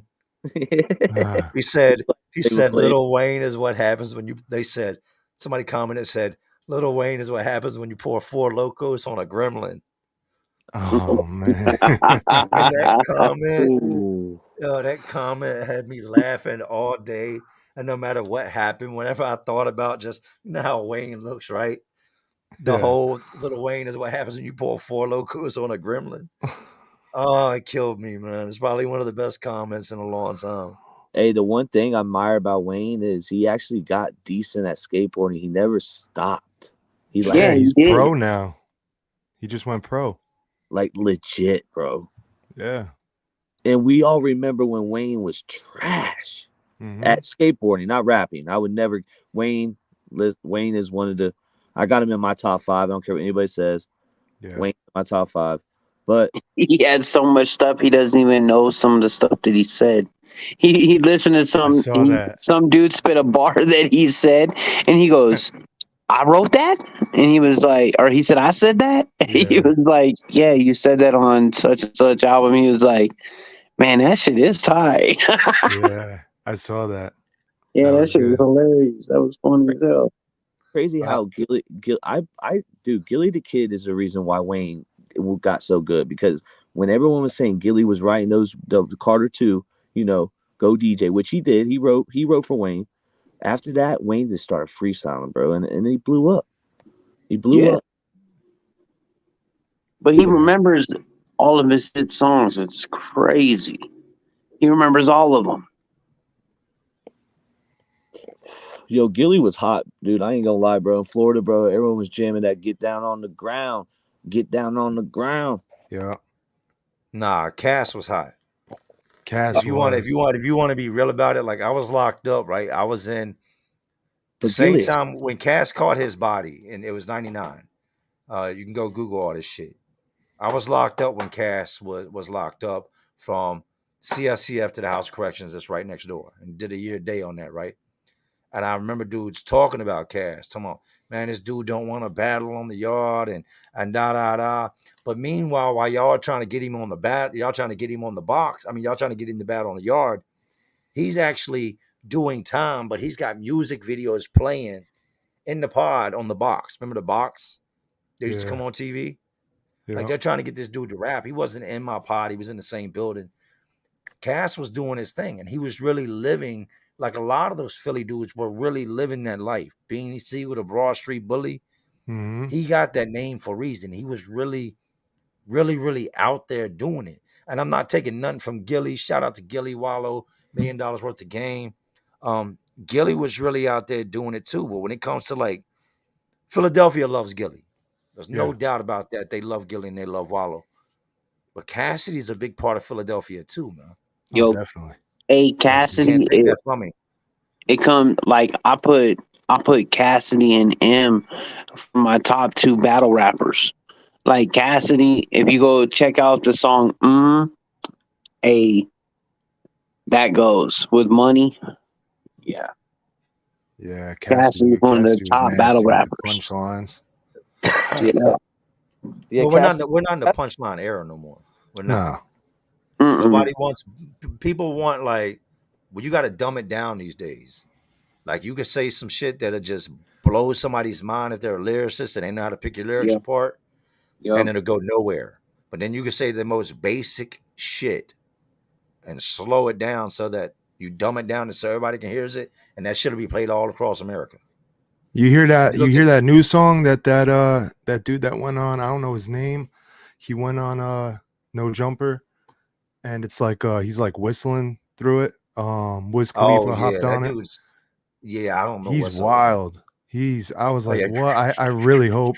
Yeah, yeah. What the fuck? Yes, you gotta sir. check it out, bro. It's like, I hope it doesn't start going that way. Now we're just making sounds. We're not even making. No, that dude reminds me of like once the tour bus gets taken back to wherever it belonged to, that they find him in the back still asleep. Like he was just. Salute Woody. Yeah, even in his interview, Woody's in here. Whatever he was saying wasn't even making sense. Well, at first on the interview, he said he was so bent from smoking the trees. He's like, I need to like wash my face or get some coffee or something like that. Works for you? Just wash your face. And it kind of did. He came back after that, after washing his face, and was like a little more normal. But before that, he was in like parakeet mode. He was just doing some shit that made me feel uncomfortable and weird, and like I didn't know what I was doing. Yeah, it was definitely strange. But I'm starting to see it on all the shorts and everything. So it's starting to go crazy, which is wild to me. Even the music video had like so many people in it. I guess Wiz Khalifa. I'm gonna bring in my old Selly, man. If y'all haven't checked out Woody yet, A New Life of Woody, make sure you go check Woody out. Y'all can ask Woody firsthand what it was like being my celly, man. We were talking about it earlier, and it's very rare that you get two people on camera that actually like lived in a cell together, Yup. especially Right. for a period of years. Like, because them two people know each other, they know the secrets, they know everything. Fact. Um, It's like a different Woody was, relationship. You know what I mean? it's a whole different relationship because, especially if you can come out of there on top, like without hurting each other, or Yup. and we talked about it. There's been a couple different times we've been at each other's throats. And it's Yup. kind of like one of those situations with you and your brother where it's like, well, you swing, no, you swing. And neither one of you are scared, but neither one of you wants to take that step to ruin the friendship. Yeah. Yeah. You know what I mean? Definitely. Neither one of you wants to be the one to say, I caused this. Because once you swing, you caused it. You did it. Yeah. You put your hands And on me. and everything's different too. You know what I Oh, mean? it's so different. It's so Everything's different. different. Yeah. It's So never the 'cause same. Never the I same. fought my cellies, and then I've had cellies that were we almost like you said, and I still talk to a couple of them to this day. You know what I mean? So it's like, and we lived in 23-1 lockdown for over a Mm, year with the same mm. person. You know what I mean? So yeah, it's definitely it's different. You know what I mean? So it's crazy. I remember when he came in the cell, and I'll let him tell you as well, man. When he said, "What do you do, Jay's carts smell bad?" Okay, weird shit. I remember when he came in the cell, I had like 5 gallons of wine on the bed that was rocking. And if you've ever made prison wine, the process of it, you have to burp it. You've got to let the Yeah. gas out the bag, or that bitch is going to explode. So I've got him on the top bunk, and I'm trying to like burp it without my new celly knowing I'm burping it, and he's just sitting up there like. The smell is just rising up to him. You can hear me down there crinkling the bags. I didn't know he had been locked up a decade at this point. So I'm thinking he's just coming in. He had just gotten to Virginia, so he got to, your number identifies you. Yeah. Right. So they hit him with a Virginia number, even though he's just coming straight from prison off of 10 without a break, straight into the VA system. So I thought like he was just like fresh into the prison. When you don't know somebody and they come in the cell, everything's super secretive at first. Yeah. Unless they've got a name or you've seen them out and about, you're not gonna let this dude know nothing you got going on. I kept it like that. I remember he was like, "Come on, man, stop with the bullshit. Like, you got me messed up, man. You gonna break it out or what? Like, I drank. And I was like, "Oh, watch That's the door funny. while I strain this, man. We had got the straining nets from the kitchen, the hair nets. I said, watch the door while I strain up. And from the next few hours, shoo, it was on. I think Woody was in there when I was making moonshine too. I had a whole entire still, no lie. He'll tell you a whole entire still set up underneath my bed. I'm talking jugs with copper pipes rolling out, dripping into cups, boiling, bubbling, my whole bed like shaking from where the jars are. Everything's boiling. I got a whole entire still set up underneath my bed, rocking the bunk, That's boiling the crazy. actual alcohol out of the wine. And then you would boil like 5 gallons of wine and you get like this much alcohol, this much liquor. Hey, but it gets you. Hey, that shit gets you lit. Trash. It'll burn a It's like green flame. 150 proof. It's like No drinking. joke. It's like drinking straight rubbing alcohol. Yeah, we got some stuff that's famous in Arizona called White Lightning. Yeah, that's the same thing we called out here. Actually, the Yeah. dude that taught me to make it was a dude named Lightning Jack. And that he earned his name. 100%, he earned his name. This dude taught me how to make wine with honey buns and Snickers bars, which I thought sounded like to be one of the most disgusting things in the world, which actually turned out to be really good. Taught me how to make tomato wine, potato wine. Like there's some old guys, man. That's where it's at. If you can get you an old guy that's been down a very long time and you Yup. listen to him, like really listen to him, oh man, you can ball out in there. Yeah, Yup. you learn all the secrets. Yeah. Because And I did that. the hustle is the main thing. So like, if you go in there and like you stay broke the whole time, that's not respectable in my eyes. Because there's so many hustles you can learn to do. Like when I say there's so many hustles, there was dudes that didn't know how to draw, but they would just like trace cards Yes. and just make them repeatedly. but they didn't really draw it. They just traced it. But they would make a good amount of money, because holidays come, for inmates. A holiday is a good way for us to go ahead and like reach out to our loved ones and send special gifts. You know what I mean? Like, so every little holiday, St. Patty's Day, it doesn't matter. 4th of July, all of them. And those become hustle days. You can save up, and for 10-11 bucks you can start a whole brownie hustle and make 85 bucks in a week, which is good. That's good. 85 bucks a week.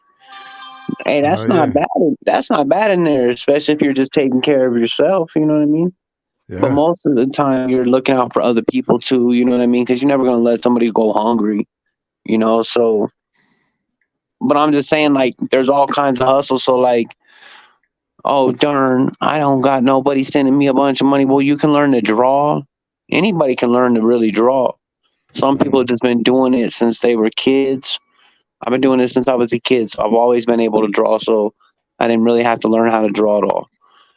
I was doing portraits, but I was selling portraits for 75 bucks for I've one. seen dudes that could not draw a circle.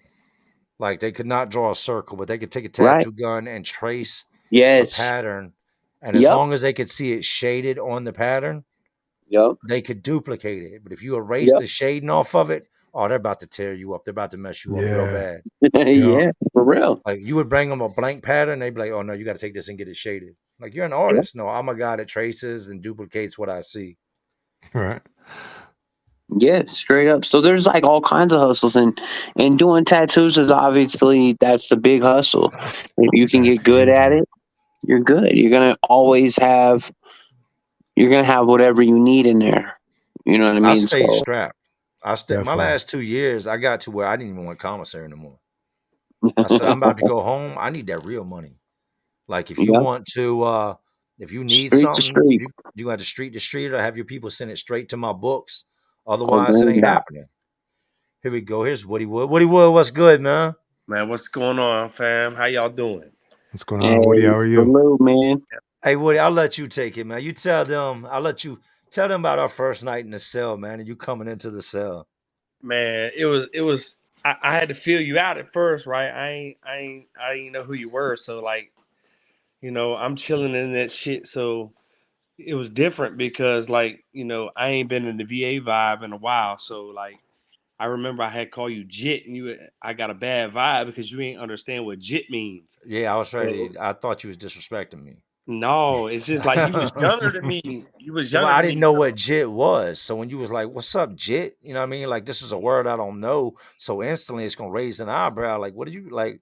What the fuck you The just fuck called you? me? Yeah. Like, yo, exactly. what'd you just call me? And you was like jit, like jitterbug, like you younger than me. And I'm like, where you? That brought the first thing to my mind. Where are you from? I ain't never had nobody call me jit in my life. Like, but go ahead, my bad, Woody. But no, it was like I think it was like after dinner time. Like I had smelt some wine. I was like, man, this dude got some wine in his box. I had smelled it. So I just took and it was like I knew you had something in your cell. I didn't know if you had some cups in your box or it was just a bag in there or whatever. But I remember that first night we was just talking, getting to know each other. And where you from? You say you was from Richmond, and I told you I had family up there in Fulton Hill, Right. and we was talking about everything about that. But I think it was like later on that night. I knew you had to burp it, and It was I coming. was sitting up there reading a book, and I smelt it. But you was trying to be like, and you used being gay to like mask the smell. Oh, they had the Ben Gay. The Ben Gay's The great. Ben Gay game. And Yeah. so I had smelt that shit. I And knew not it. being gay like being gay, like the stuff you put on your muscles for the people that don't know. Yeah. Not like I was being gay, like being gay muscle Analgesic bomb. relaxer. Analgesic bomb. That's what it is. That's It's what that it's called. generic shit. So I had smelt that shit, but I really wasn't even worried about it. It wasn't, I think, till the next day. I had told you, I was like, look, man, you ain't gotta hide that shit. I smell it. What's Yeah. up? Yeah. I broke out I built the whole 5-gallon bag. It's like, watch the door. Yeah. Boom. Right. Yeah, I think from there, KC came over, LA came over, LA. Yep. and yeah, man, and DC. yeah, I still talk to KC here. Oh, you say DC? Yeah, DC. Yeah, I did a story on DC recently, man. Yeah, I seen it. Yeah, and the cool thing about having Woody on is Woody knows a large majority of the dudes I talk about in these videos. A lot of these stories he knows about. We talked about that the other day.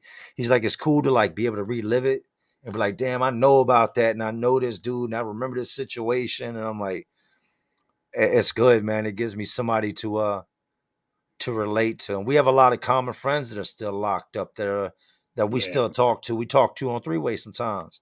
And I'm Yeah. not gonna I put just dude's talked name out to. there. I Yeah, I seen just him in the talked to him comment a last second night. ago.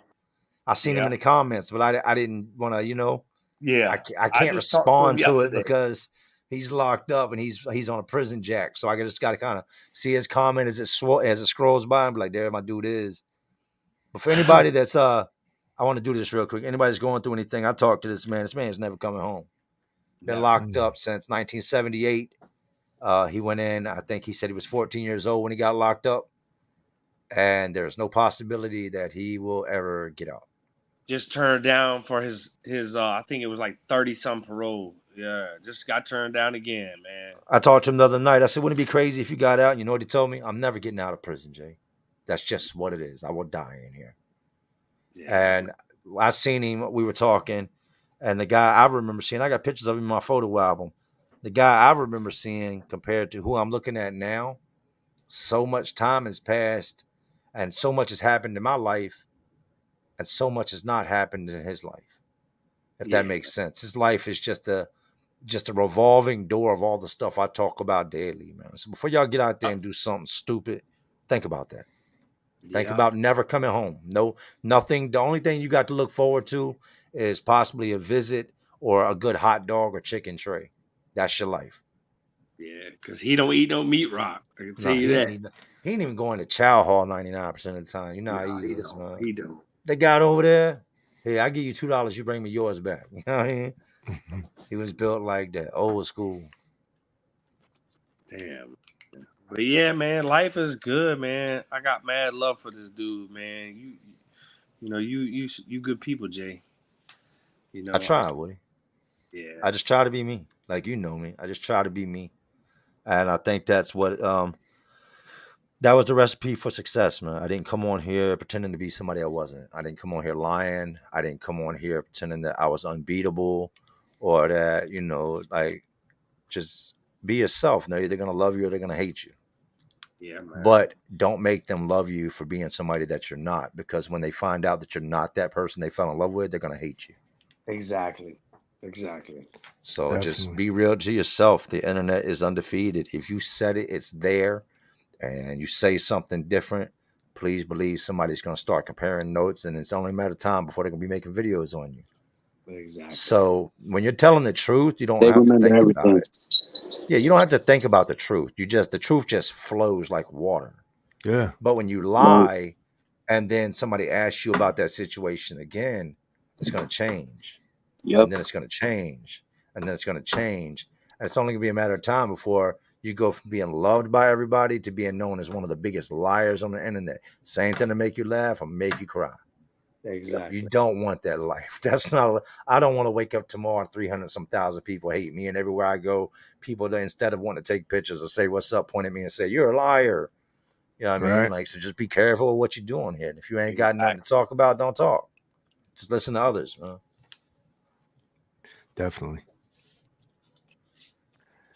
Been working on my bathroom all night. Finally got the walls up though. That's what's up, man. For y'all that don't know, Woody, his mother passed while he was down, and his biggest fear was that she would pass, and she left him the house. Sorry to hear that, but yeah, I appreciate that, man. Yeah, definitely. She left him the house, and she always had a dream for how she wanted the house to look, but she had COPD. She got up in age, and she was unable to really take care of the house. So then the house started being rented out until Woody got out, and the tenants just trashed it. They trashed it, bro. He sent me pictures today, and I was just disgusted with the human race and the fact that people could do that to somebody else's stuff. So I had Woody to rip the whole bathroom wall out. 2 walls in the bathroom. I ripped it out today, cleaned it out, replaced 2 studs, and put the drywall back up today. And tomorrow I'm gonna go ahead and put some tile up on the walls, and then I got a new vanity. So some people looked out for me. I thank y'all. If y'all are watching, you looked out for me, man. I appreciate it. Just want to let y'all know that anything that y'all ever send me, man, is going straight to this house, man. And I got mad love for y'all. It means a lot. It helping, and I appreciate it. And are you making content about you? Like, are you showing you doing this? Yeah, I took some Okay. video and some pictures of it, but like I don't know how to edit things now, man. So Right. You got to it's come back hard. down for the weekend. That's what you got to do. You got to take another trip.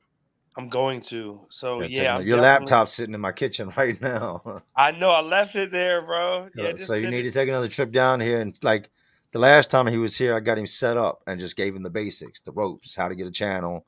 You got to Yeah. remember, he ain't even been out 90 days. So to even be able to Right. use a phone after 25 years at the level that he's Yeah. using it, and to be able to Yeah. post a video to YouTube, he's doing damn good.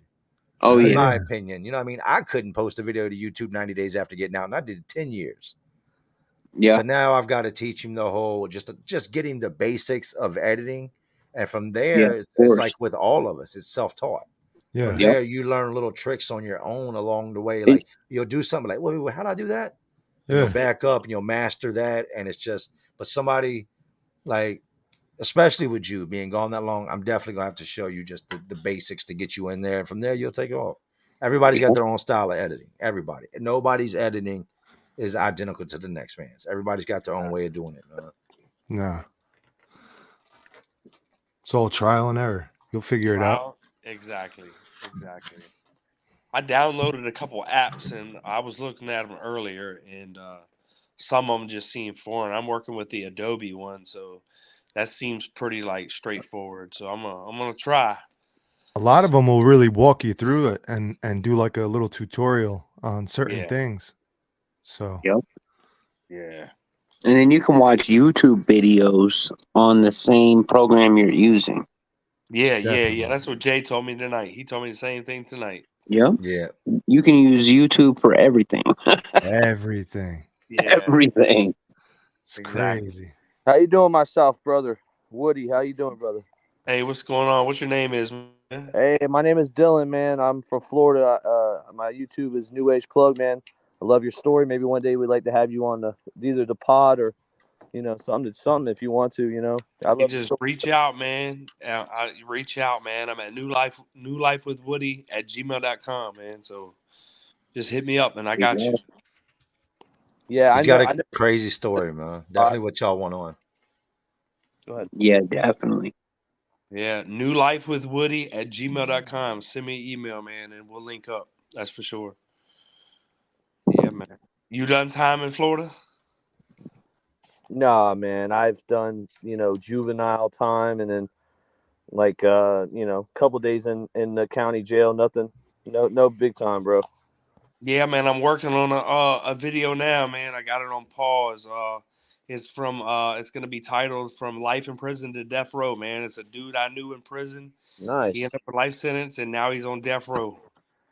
So y'all stay tuned. It's coming out soon. That's awesome, man. We can't wait to see that and hear that, man. Yeah, definitely.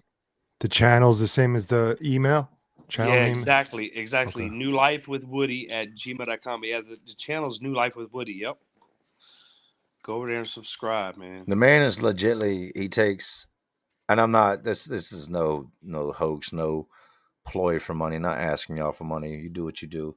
But the man legitly survives, pays his bills, and takes every extra penny he has into trying to restore his home, his mother's home, to what she's seen it as, to the dream she had. Like he told me when he was here, he's like, my goal is to become the man that I think my mother would have always wanted me to be, Exactly. and to make her house what she dreamed that it could always be. He's like, and I'm going to, with this new life that I've been given, I've been released, I'm going to make sure that I live up to both of those things. Yeah. Yep. That's And big. Definitely. That's big. Yeah. A lot of people might not go that way. That's great that you got out and looked at it like that. And then that's a lot Like that's a lot of time. You know, Oh, yeah. people don't understand that like while you were away, time stood still pretty much. You know what I mean? Like I I've seen dudes that were locked up since the 70s that would still get like weird tailored bell bottoms. Yeah. You know what I mean? Like, and because to them, that's still the style when they got locked up in 71, 72. You know what I mean? And they still have the handlebar mustache, like, you know, and the mullet. And to them, they think they're styling. And you know, we come in from a different generation where it's like, bro, I ain't never seen that in person. You know what I mean? So it's like for somebody to do it a lot of time, that's a lot of time. Like you miss a lot of stuff. Like my 25 celly was, years. yeah, see my celly when my first celly in Supermax, he had already been down 17 years and still had 6 to go. And he would judge everything off of commercials. He was like, "Hey Wood, I'm telling you right now, beards are in, bro. Beards are the shit. They're everywhere. They're in every TV show. They're in every commercial. Look at the Burger King commercial." And he would point it out all the time. And so I only had like 3 years to go. So it was, you know, I got out and I always remembered, I was like, holy shit, beards are in right now. Like everybody's got a beard. And so it was just funny how he would dictate styles, but some stuff that he would do and say, I was still like, dang, bro, you've been down for a while. Yeah, that shit has no bearings. Yeah. So it's just a trip how time freezes. And then, you know, 25 years, man, that's a long time. The big thing for me, and I forget who was telling. Oh yeah, my girl was saying that, right? It's like I'll read something on the internet and I'll run with it. I'll be like, "Yo, you hear that?" She'd be like, "That's fake," and like she's like, "You're like my son. You believe everything that's on the internet, and it sounds so fabulous. It's like too good to be true." And I read it and I'd be like, "Damn, that's real." She'd be like, "No, that's fake." I'd be like, so I haven't got like the concept of some of the things yet, but I'm getting it though. Yeah. I'm Some getting it. kids aren't even making it to 25 now. That's what's really crazy. Yeah. You Right? know? The The streets are prisons are getting filling up crazy. with them. Yeah. That was something I noticed as when I came in this time.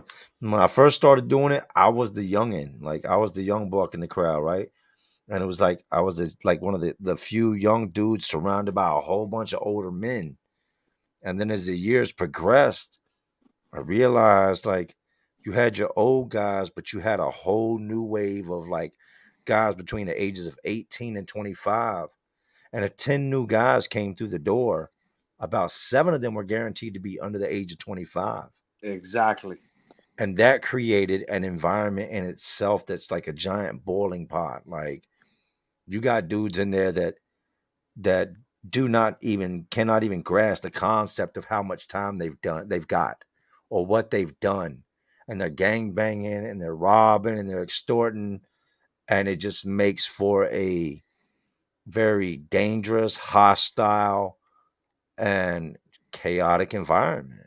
It's one of those things where you could be cool with a dude one day, and the next day literally be bashing his head into the Yeah. floor because him and his little homeboy decided to try to run up in your cell and steal something while you had your back turned. Exactly. And we didn't deal with that at one point. When I first started, the gangs weren't like that. But as they came in, there's no way to put it. They've taken over. The gangs 100%. The guards run the prison. Let me reiterate that. The guards run the prison. People always try to say that we run this. We don't run this. Stop with the cap. If we ran it, nobody would be here. If we ran the prison, this Ball. place would be empty because we would all come together, walk up, pull the fence down, and just go home. Exactly. That's true. There's no unity. We don't come together for anything. Like if we all came together, each man could walk up and put just his pinky finger in the fence, and we could all back up at once and pull the fence down. And what are they going to do? We just leave.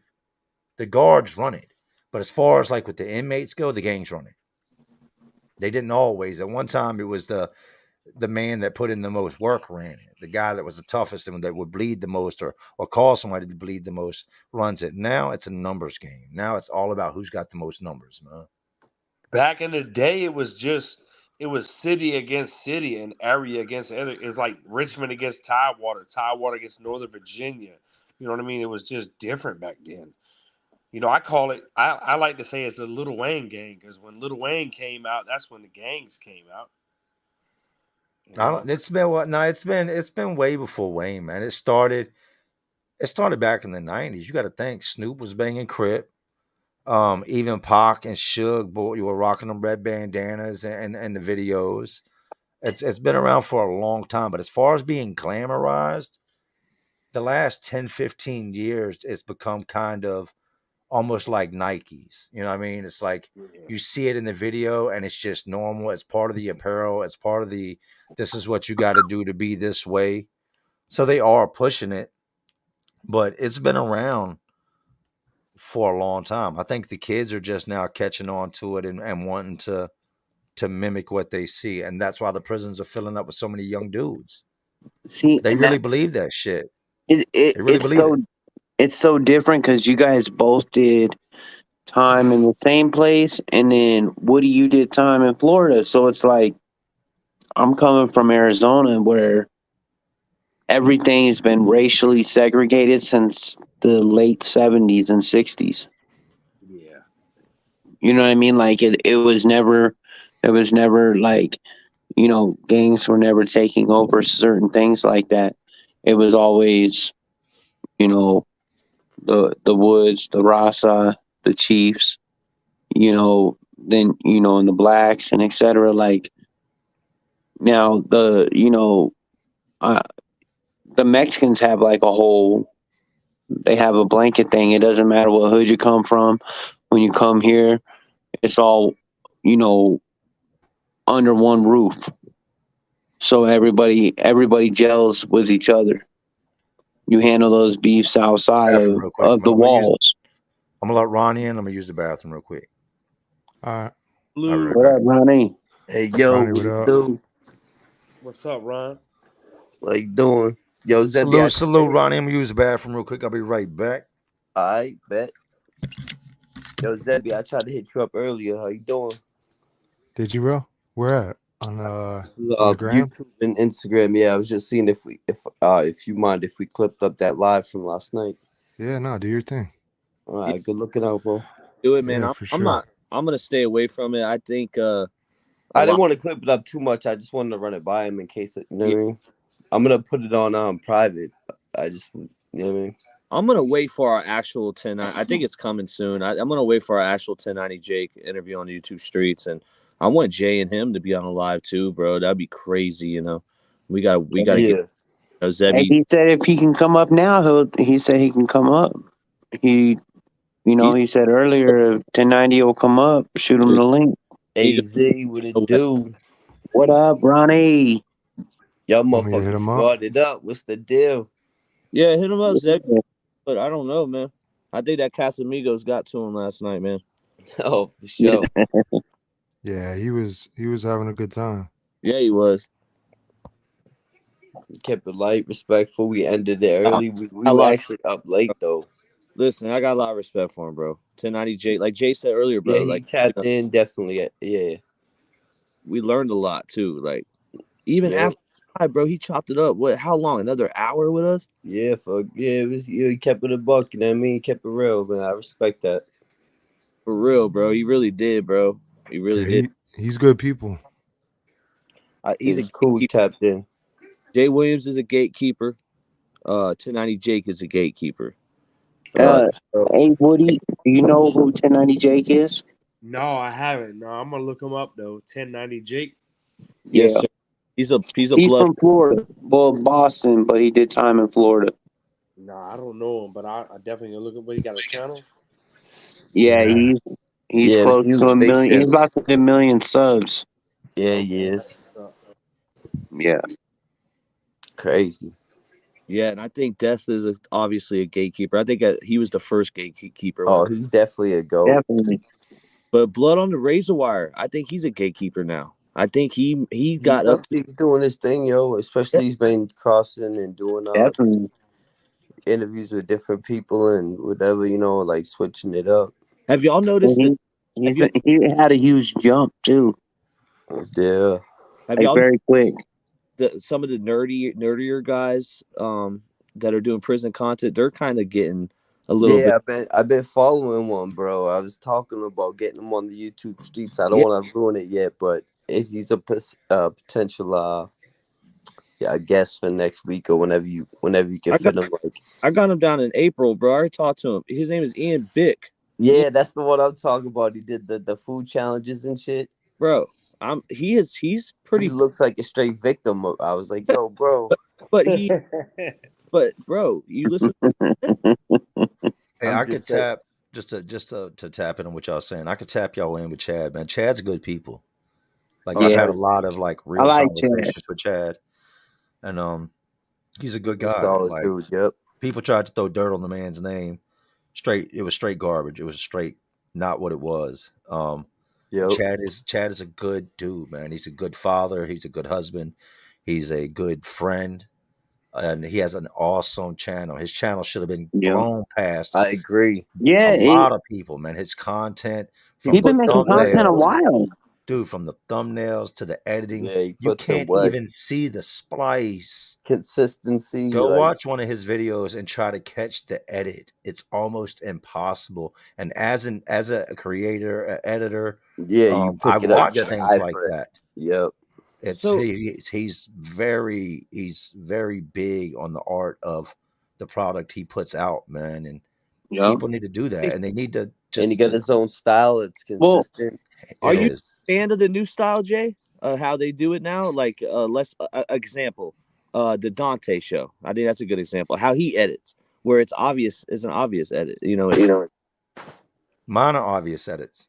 People have fun with it now. Try different shit. Yeah, mine are obvious edits. I want you to know that I edited it. I want you to know. But I mean, that's the thing. Like a lot of people, YouTube's not a job. YouTube's not a job. Let me break this down to you, man. The act of me recording a video before there's the whole, I get set up, right? And then usually it's about an hour to an hour and 45 minutes of actual recording is what I do. Now I've got to go in and break that down to 30 to 45 minutes. Every every one of those got to be taken out. Right. Otherwise, the comment section is gonna be like, man, stop saying Yeah. So it's like the editing process, the first ad libs out and the process of editing that video. I've had videos that took 4 hours. I've had videos that took 2 days. And then there's the upload process, the download process. I've had videos that would upload and download in less than 2 minutes, and on the same Wi-Fi, the same Ethernet would take 9 hours. 2 hours. Yeah, hell yeah. Like, and then there's the whole monetization process, the placing the ads, the making the thumbnails, the promoting the video.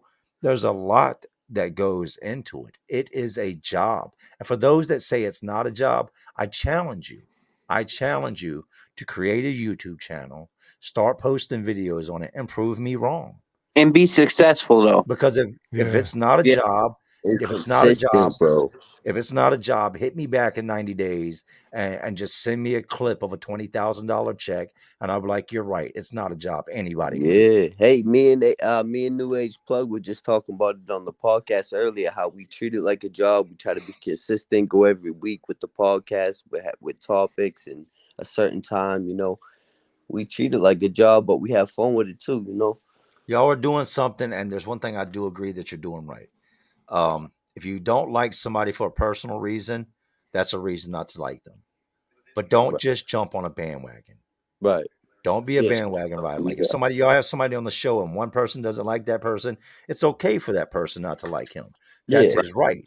They might have an issue, but it doesn't mean that at the moment that person don't like him, that the whole panel just boom shifts over and goes at him. Yeah. Well, if you do that, people aren't going to want to come on. Yeah. Nobody wants to come on and be attacked by 6 people on a panel. And it's getting better, you know, better as we go. Dude, I think. I wait for the reaction. If they react to and we're gonna use AZ because obviously AZ, you know, he's been in YouTube longer than me and Ronnie, and he has more beefs, obviously. But we'll use AZ as an example. we wait for whoever comes at AZ, even if it's a response or whatever. I wait to see what they say. If they say some, malicious stuff, that's when I don't like them anymore. Yeah.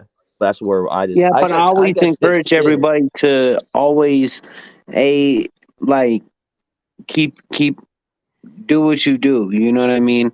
Because Yeah. you're always gonna have people, especially because we bump shoulders with a lot more people, on the internet than most people do, just in the regular street. You know what I mean? So Yep.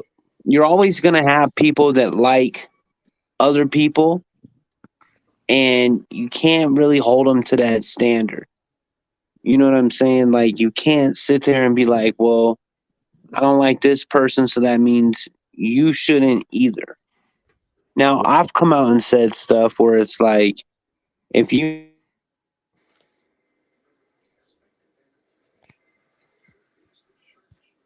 We lost him.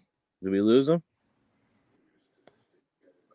You Hey got to Z, take like if you could 2 hear us, we steps can't to the hear you. left, raise your hand, hop on one foot.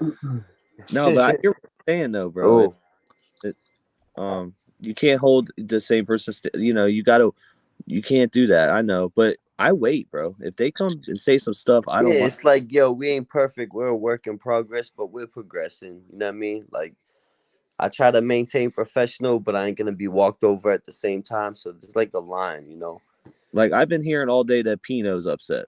Like, why are you upset? 1090 Jake. Dude, That what shit's you funny. did was malicious. That was a little bit malicious to me. And it threw a couple people under the bus. So I don't know, man. There was a reason when they had their whole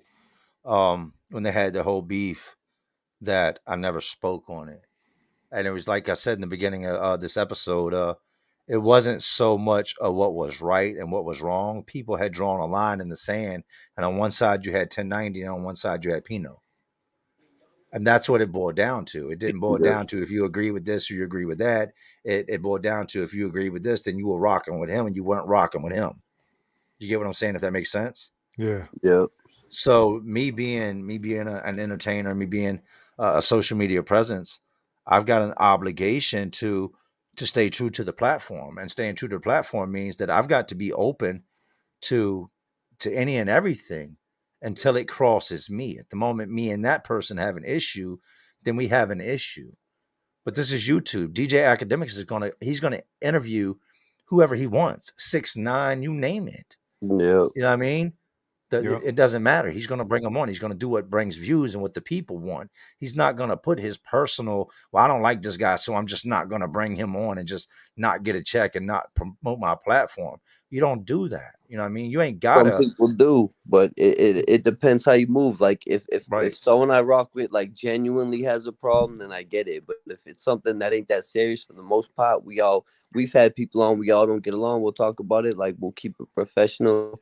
Keep, it ain't nothing. But Oh, salute Miss Thing. That's what's up, Miss. yeah, Yeah, like, you thank gotta you, Miss Thang. maintain She's always professional. supporting. If you look at it from that Thank you, Miss job Thing. perspective, like, this is a job. And it didn't start out like that for me. Like my Yeah. story is Oh, my that's a story is growth very process. common to a lot of people's stories. I got on here telling the stories was therapeutic. It was something I enjoyed. I started to really enjoy being behind the camera. I mean, why lie? Like I like seeing myself on camera. I enjoy it. I'm comfortable behind the camera. Yeah. I'm not gonna lie about it. The more you do it, the more comfortable you get Yes, too. When I'm you've been doing very, it a very. while, you know what I I'd mean? be nervous. No, yeah. Well, you're new to this. If you go back to my first videos, you'll see the Yep. same exact thing with every single one of us. We were all nervous. But Yeah. once you get 20, Yeah, 30, once you 40, get 50, comfortable. 100, 500 videos in, it becomes normal. It becomes a job. Like your first day at your job, you're nervous, right? Yep. You Nervous. don't know anybody. You don't know what to do. You don't want to mess up. Until you But get in that then cycle. you fast forward a couple weeks and it's like riding a bike. You do it day in and day out. But with Yeah. me, it was different. Like I never came in, oh, I'm going to get the bag, oh, I'm going to be rich, oh, I'm going to be famous. I just did something I genuinely had a passion for and I enjoyed. And for me, that was the key to success. People saw it. They seen that this dude's not like up here just trying to trying to get our money or doing. He's like legitly up here just talking about his life, and it drew a crowd. It grew a following. And to each and every one of y'all that have subscribed, that have stood behind me, I love y'all and I thank y'all, man. Because without you, there would be no me. And don't ever get that twisted, man. Without you guys, the viewers, the subscribers, the guys in the chats right now, there would be no me. And I appreciate each and every one of y'all for taking the time to watch these videos, to tap in, to type the comments, to donate. Please don't think it goes unnoticed. Please don't think your names don't get noticed. Like, you guys are what makes it happen. Take all you guys away, and guess what? YouTube don't exist no more. Yeah. Yeah, Jay's huge with, interacting, tapping in, showing love. We were just talking about that with 1090, man. I think that's dope. You always tapped in ever since, you, Lance, you guys always pulled up to the YouTube streets, man. Even when we first started out, just a few hundred people, you always showed love, yo. And Y'all we have try done to some big interact with the things, chat. man. We try Y'all to have done interact some. with the chat, Y'all have done big things. Being like and I don't want to call y'all a smaller channel, but an up and coming channel. Definitely. All Y'all of have had names on y'all's channels that channels 10 times y'all size haven't had on. Word. And I see it sometimes, and I'm like, what am I doing that I just people don't like I'm unapproachable or something? Hold on, it's easy. Like You know how how it like is. It's the I'm a hungry nice things What's getting guy. the What tricked in the channel? happened? bag. What's the name of your channel? I'm New Age Plug, man. New Age All right, Plug. hold on. And New then Age Plug.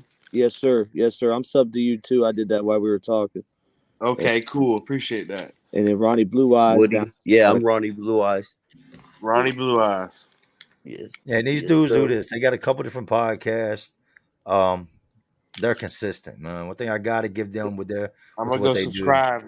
is they're Thank you, man. I very, very appreciate it. consistent, man. Thank you Very, very, very for looking out. professional when it comes to it. Like, you're guaranteed that on Tuesday or Thursday, these set day of the weeks, they're gonna drop it. You You at know it. least you're getting the show for sure. 100%. I'll be For Yeah. there, sure. man. I'll be there, man. We said Hey, That's what? we appreciate it, man. Thank you. and dude, at one point, man, we lost. See, we started a podcast with Breadwinner Ruga as well. And at one point, man, they were counting me and Ronnie out, dude. Exactly. You guys, your podcast fell apart, and then we made the strategic move to get AZ Ruction on, and he was the first choice. Obviously, we had Zebby on Yep. that list too. Definitely, yep. Definitely on that list. What the buck? What's good, man? Hey, what What's up? good, big dog? What's I going see on, you, bro? man. Going on. Same shit, different toilet. Actually got a day off. This is the first live of yours I've been able to catch in like a month because I work overnights and during the day. Hell Hey, yeah, you doing your similar. thing, man. Salute to that, man. Get out there and get I it. Don't really make just it wanted from. to ask you one thing though. Really, it's just Uh-huh. one thing. Are you coming to Florida anytime soon? Like I'm from New York, but I live in Florida. I live by Tampa.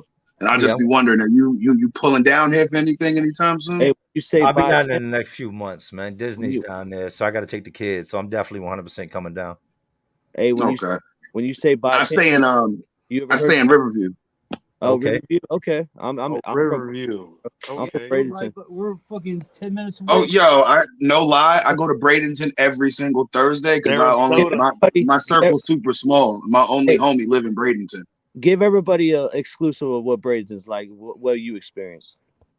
Uh, well, I'm saying though, no offense to Floridian residents, I think Florida's ass. Like I'm born in LA and I'm raised in New York, and I've lived in both, so I think Florida's trash. Hey, hold on one second, y'all. Exactly. Hey, Philly I Mike, lived you in got to show your Miami. face, man.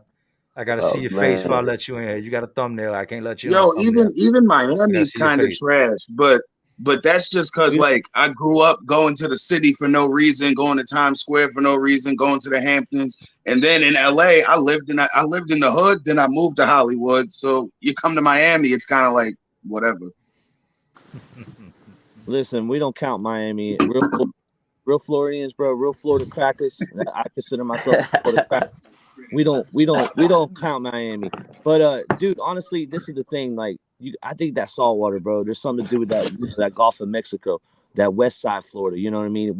If you look at Florida like a trigger, we are under the trigger. You know what I mean? If you look at it as a gun. Right. And to me, man, I don't know, man. It's that saltwater, bro. I'm just addicted to it. I got to see the clear water. I got to see the snook, the redfish. I got to smell the red tide. Love it. See, yo, maybe it's because I'm from up north, but the beaches smell crazy to me down here. Right now they do because of the red tide, but they'll clear That up. shit stink. Yeah, right now they do that on purpose, I believe, to get people out of there. That's my Right. Yeah, it would make sense. Florida's all types of fucked up, so But it would make sense. with the phosphates and the nitrogen, too much. People use fertilizer on their lawns. A lot of St. Augustine lawns, a lot of Bermuda. A lot of Yeah, my shorty put me onto that because I was always asking her why does sprinklers smell like old eggs and shit, like sprinkler water, and she was telling me plain water. That's fucking recycled fucking shit water. exactly. That's a whole fact though. 100 Zans. 100 Zans is so the Jay Williams fan way before even I knew who Jay Williams was. He literally was subbed to Jay Williams on like different accounts. He watched your videos for a while, Jay. I'm not gonna lie to you. That's awesome, man. I appreciate you, Dan. So, I mean, I've seen him in your show too, man. It's awesome. He seems like he always gives a legit, like, a real point of view on how he feels about things. He laughs, he smiles, and that's cool. You, Jay, before anybody knew who you were, dude. That's awesome, man. I appreciate it. With you, dude. Hey, it's been a journey, man. I remember when I hit 500 subs, I Googled, no lie, what does 500 people look like from an overhead view, right? And then it took off, and now it's like, all right, what does 300,000 people look like from an overhead view? And it's like it's a whole bunch of cities grouped together. You know what I mean? Like, yeah, that's crazy. A whole stadium full of people. Like a Philly My Mike, man started in the garage too. Why, how you doing tonight, Jay? Bro, I never seen fans like this, man. You got him you got him kind of struck over here, man. What's that? He's this. I think the last time I seen you like this is when you met one of the Bucks. I think it was Quarles or Warren Sapp. One of them. You were this excited, bro. You got 100 Zan starstruck. For real, he didn't believe I was on a live with Jay at first, So No, I've seen Zans. I know you are. You're his brother, man. I've seen you come on and talk before, and so I know who you are as well, man. And I appreciate. They be listening, watching. We tapped in for real. Oh, I'm always watching. You got to know what's going on. You got to. Yep. I mean, you get caught slipping, don't pay attention, and then you fall behind, and then something like this happens. You don't know what's going on. So definitely. I seen a comment. Somebody said, "Yo, what do y'all think about the response Chris Rock had towards Will Smith and smoked his boots, KO." Yeah. Hey, KO, you can't come back from him. Hey, when he said your wife was sucking your son's best friend's. Hey, oh man. I said, we'll go slap the shit out of Chris Rock. He gonna knock this man out on stage. Like, he's gonna sneak in with a wig next time and beat him all the way up. Chris Rock got a real ass whooping coming after that. I'm not gonna say he deserved that slap, right? He had made his little shots. They're comedians. That's what they do. Oh yeah. But when he did the whole "you're a bitch" and "you're a bitch" and like, it was a great display of comedy. And when it comes to who won in that situation? Oh man, Chris Rock laughed, and he laughed hardest. And not to mention, he responded when he wanted AZ, like right. He responded when he needed to respond. Yeah. Have to do it on anybody's time. Well, but Will Smith was also laughing, and then Jada gave him that look, and he was like, "Oh, 100%, bro." He seen Shorty was heated. He had to handle that. Yeah, but that shit wasn't Chris Rock's slap. That was August Alsina's slap. That was everybody in the world. Jada's slap. That was a slap that went to a whole bunch of people, and it just happened to be at that moment. It was like, all right, I got to slap a bitch tonight. Tonight's the night. Somebody's getting slapped, and Chris Rock just happened to be the one to get it. Yeah. But did he win in the situation? Yes, because he's allowed back next year. Will probably lost, Will was he was the guy that didn't have to curse in his songs. You know what I mean? Yeah. So now that's gonna affect him moving forward, movie deals and this and that. Not Chris Rock. You know what I mean? Chris Rock he's not playing Pookie no more. He's got much better roles. Him said Will Smith don't got a cuss in his raps. Well, I do. So F him and F you too. Yeah, well, that was the image he had. He broke that whole image when he slapped Chris Rock. He showed him I'm not just a nice guy that plays, the guy that beats up aliens on movies and does this and that. Like, I'll slap the dog piss out of you. Ain't Will And he Smith from Philly? yeah, he's from West Philly. Yeah. Yeah, he's from West Philly. A lot of dudes that came up in the acting game all, but where he's from out that way is not far outside of Southwest. He was, getting it in out there. There's not really been a time out Philly that, as far as I know of, where Philly was just a great place to go live. You never hear anybody say, "Hey, we're going on vacation to Philly." Never, ever. No. Yo, actually, I can't even lie. When I was like 21, me and my mans was going to Buffalo to go hang out with this chick in her college. She had like a little crib up there. We wanted Philly cheesesteak, so we drove in to stop in there. I can't remember the name of the spot, Y'all went but to it's Geno's, man. Y'all went off South yeah, Street to yeah. Geno's or I Pat, was there with my homeboy Harris. He's a Jewish white dude. right He's off the mad down to earth. interstate. He chills with black folk, but he don't go to the hood. I kept trying to tell him we shouldn't really go over there, but he was like, nah, those are the best cheesesteaks. My family told me about them. Needless to say, he didn't want to get out the car. He was scared to fucking death. I was That's like, where bro, everybody goes, man. Like, if you're not from Philly and you want to get a cheesesteak, like for the most part, if you live out Philly, you got a place near where you live at where you go get your food. Yeah, But if you're from like out Geno's of and Pat's is for tourists. Yeah, thank you. Geno's and okay, passes for tourists. Like when you're passing through and you think it because Geno's got the big sign and they got the cheese whiz steaks, and then right next door to it you got Pat's. When you see the people out there, 90% of the people that are at Geno's or Pat's aren't from Philly. They're just there to get a cheesesteak or yeah. coming from the club or something. But that's just like you said, you was headed to That's more of Buffalo. like the tourist face of Philly cheesesteaks for y'all. Absolutely, like the Okay, Rocky statue or something. It's 'cause they came there okay, because okay. that's what it's known for. But you're not gonna head to down off Elmwood Ave to Matty Wan's and to one of the Poppy stores out there to grab a Right, cheesesteak right. because you don't know that area. So you're gonna go to Geno's because if you pull up cheesesteaks in Philly, Geno's and Pat's are the first two things that pop up because they both been around for like 50, 60 years. You know what I mean? Okay. And do they have good food? Yeah, they have good food. But I can take you to some spots out Southwest that I think are better. See, Just I my know opinion. that for a fact because there's 1,000 spots in New York everybody want to go to. But I'm like, I can take you to the bodega that makes that shit 10 times better. 10 times better. And they'll put the twist on it and go on above and Right. beyond to do it. They got the cut and dry menu. I did like the whiz steaks. I've been out there a couple times. It's good. I ain't gonna lie and say it ain't good, but it's not as good as what I can get right around the corner from where we were staying at, man. Makes sense. Without paying Yeah, all that mom and dumbass money. pops. I'm saying this was like 2010, so it wasn't even expensive like that. Oh yeah. I mean, but like around we just got But all then again, types you of probably got places like out there. bodegas. You Yeah, probably we pay got places. I $5 go for get that like shit. the pretzels. I get like the breakfast pretzels, the pizza pretzels, shit y'all don't really know about up here. You know what I mean? What the Like fuck is a breakfast pretzel? it's a pretzel with a whole bunch of breakfast shit on it. Word? Yeah, like right Yo, behind where we I've live. never heard of that in my life. That Yeah, sounds fire. Philly's another place. Like I remember, I was in transport one time. Right, I was being taken to Center City. That's downtown Philly, and I was going to court in the Criminal Justice Center, right, CJC. And I was in the back of the paddy wagon. True story, man. It's like me and four other guys, and the back door just opens. Like these dudes didn't cuff it all the way. They didn't lock the door. So the old head is banging on the joint. He's like, "Hey man, the door's open." And we looking at him like, "But we're handcuffed to each other, so we ain't going nowhere." So they pull over, they stop, and they're like, "Oh, appreciate it." So these dudes, it was two black dudes driving. They ended up stopping, grabbing us some pretzels. They grabbed a pack of Newport 100s and a lighter, and threw that bitch in the back of the van with us, and got everybody a pretzel. Right? You talk about a good day, and we was coming back from court. So they was like, make sure they was gone. So we gapped the cigarettes up between everybody. Yeah. And they opened the back of that van up, and it was just like a black cloud of smoke rolled out the back of it. Then we're in there ready to fight over who's going to take the lighter. You know what I mean? And they're going to search you, so you got to do something with the lighter.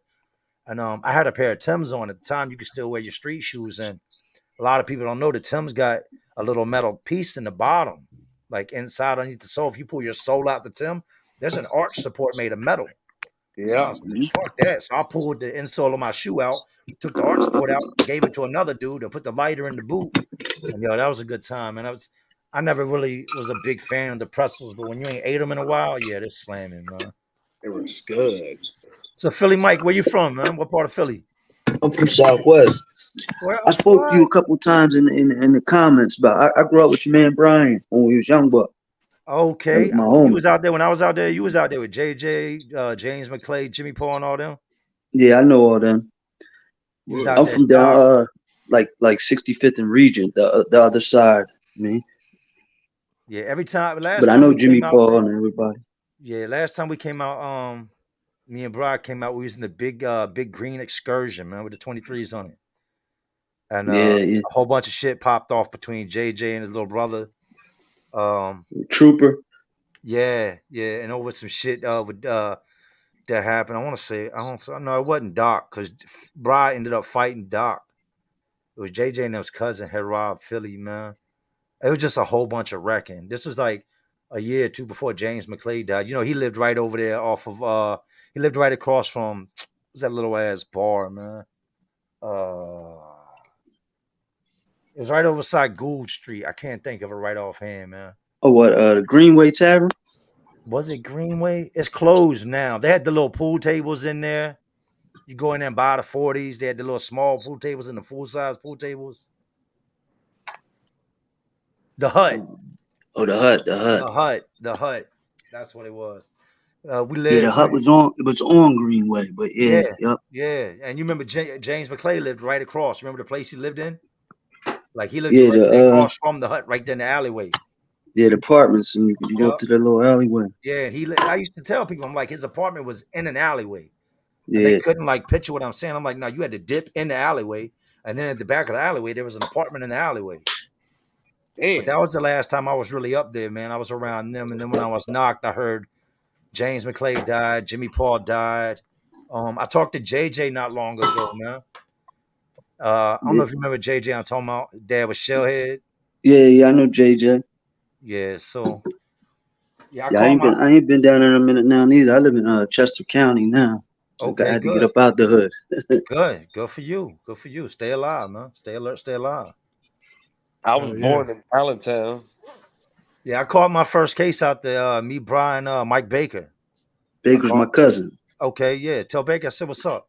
He knows who I am. Well, Hey, Bake. Hey, look, this is how crazy it was. Whatever happened that night, right? Dude gets robbed. We take off in opposite directions. Mind you, now we have all been popping Xannies. We've been drinking syrup, a little bit of boat, whatnot. Boom, dude gets robbed.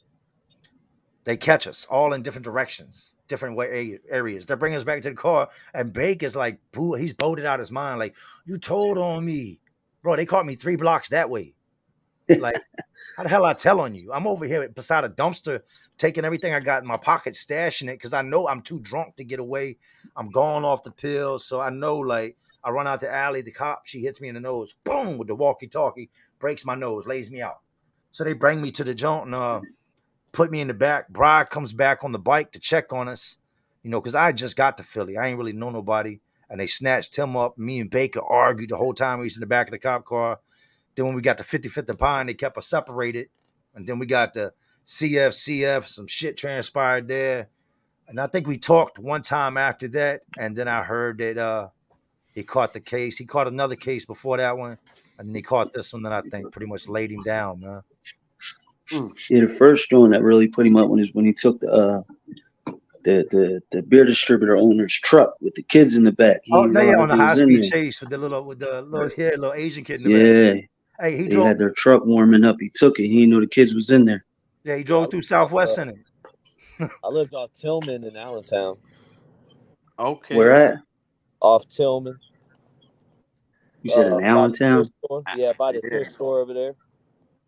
Yeah, I know somewhere where that's at. I was born on Greenleaf Street down in Allentown. Oh, okay. Yeah, that's the trenches. Like, Yeah, that's where I was born at, man. Yeah, man. So how's Allentown. Bake doing now, man? He's good. He's all right. I mean, Where's he at? he's in last time I talked to him, he was still in Delaware County. in Okay. Delaware County Prison. Then I know I had to go up to Lancaster County because that's where the case was. He had the drug case in Delaware County, and then the murder case or whatever was in Lancaster County. All that settled now? I'm not sure. See, I haven't he hasn't called me in a little minute, but I'm not sure from what somebody told me that he got convicted of it, but I think Yeah, he that's might. what I had seen, but I don't know for sure, so I don't really want to speak on it. I know he gets a lot of love, man. He got the attention of OT the Real, and that's a big deal, man. Yeah, that was his man. That was his homie. OT the They Real is they would like, sell his. They would sell his. oh, so that makes sense. Well, it was up Camp Hill. Yeah, Either yeah, Camp Hill or Greater for one of the two. yeah, one of them places. I know that. Yeah, they was homies. He was when he was home for that little while. He was with OT every day. He's actually in the one OT video. I seen it. The Kicks Yeah. USA John. Yeah, you talking about the young boys keep your money in your pocket? Yeah, You know what's crazy? yeah, I had that playing in my car, right? And I got the TV deck or whatever, but I had it playing in the car. And I didn't even see his face, but I heard his voice. No bullshit. I heard his voice. You know, Mike's got a very distinct voice. yeah. I heard his voice and like, you young boys, when I was coming up, you kept your money in your pocket. And I'm like, yo, the fuck? So I run it back and I actually look and I'm like, yo, that's Bake, man. My Yeah, homeboy's like, he's what? in the music video too of the Kicks USA one when they're standing on the train tracks. He has Okay, the see, I white didn't even pants know on. that. I just seen the one where he had like I guess an Instagram post that OT the Real had put on the Sus and Bake album. Yeah, yeah, OT, shout out to OT, man. OT is killing it, man. Highly yeah, underrated. definitely Boy is. is a What up, monster. Mr. Diddy? Definitely is. He's killing it.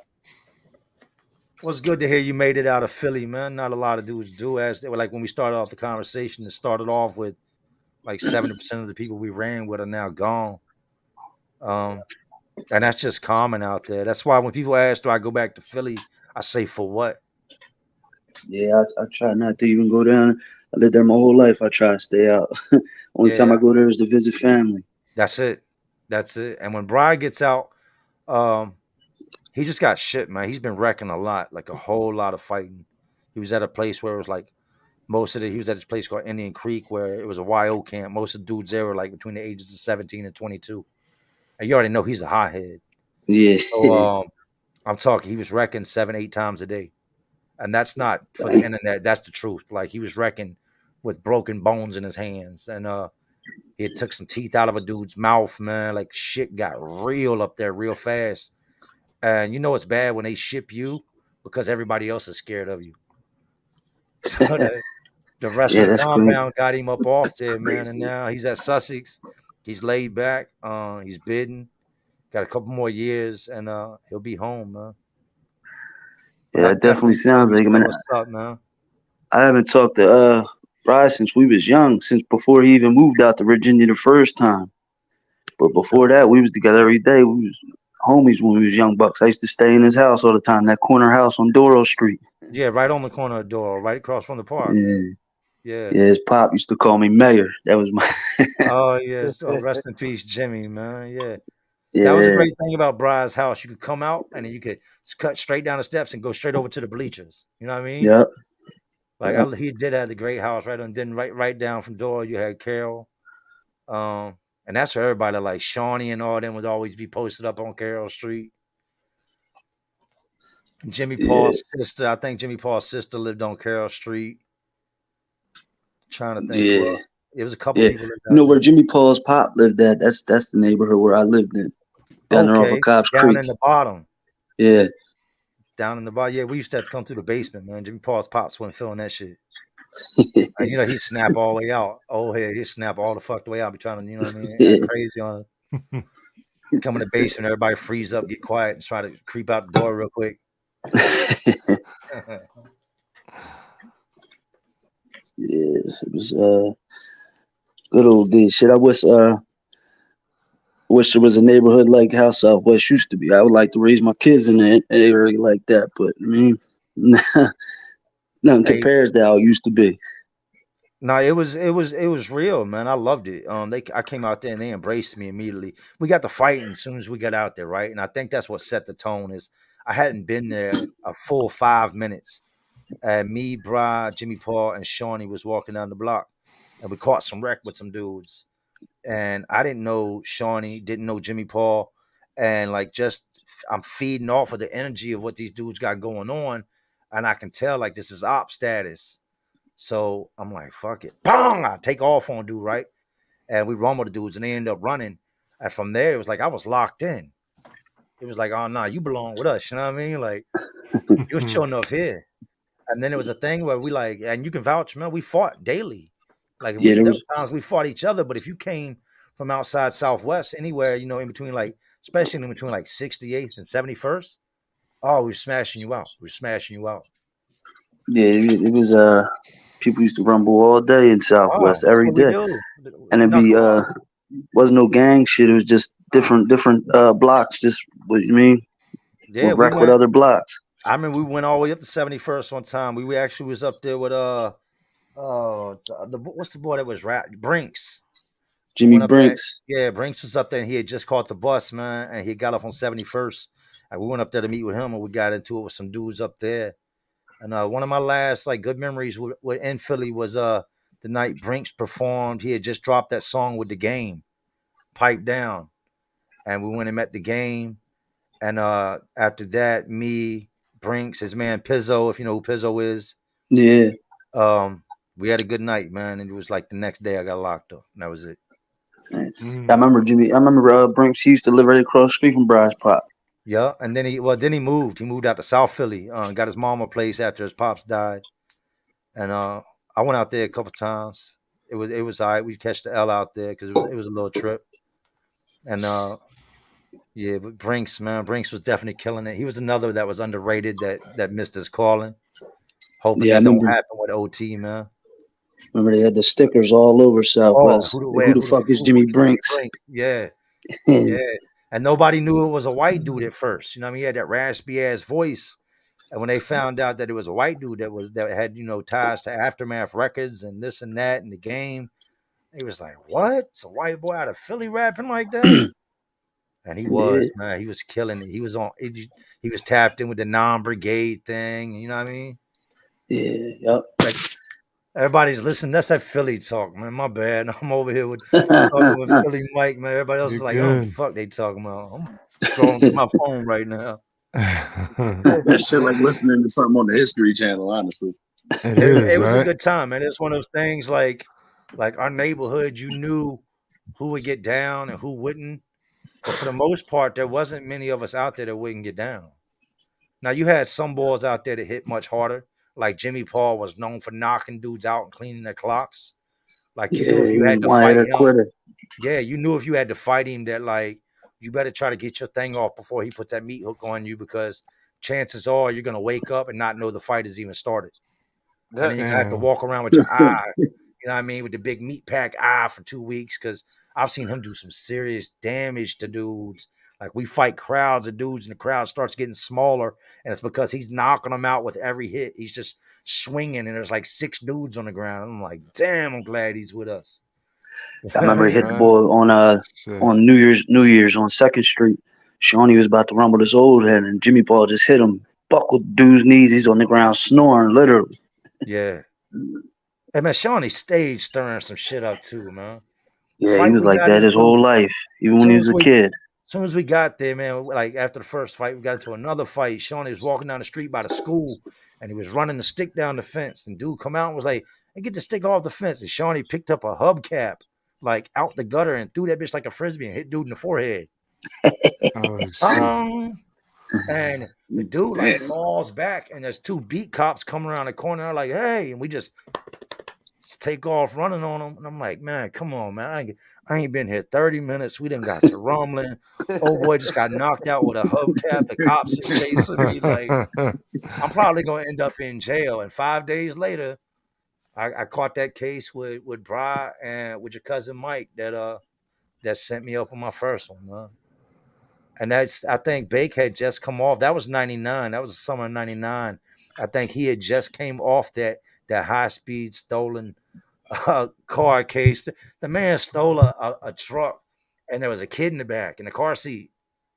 And he didn't know. Like, can you imagine? Like, you see a car Yeah. running, you run up and hop in it. and he's driving, and he said he looked back, and there's this little Asian kid in the car seat just looking at him like, Who are you? and he was like, "Oh shit!" So he whipped the car over, got the kid in the car seat out, sat the kid in the car seat out, hopped back in the whip, and took off. Yeah, Yeah. they was closing the store, so they had their shit warming up. They wouldn't sell him no alcohol, so he took took their truck.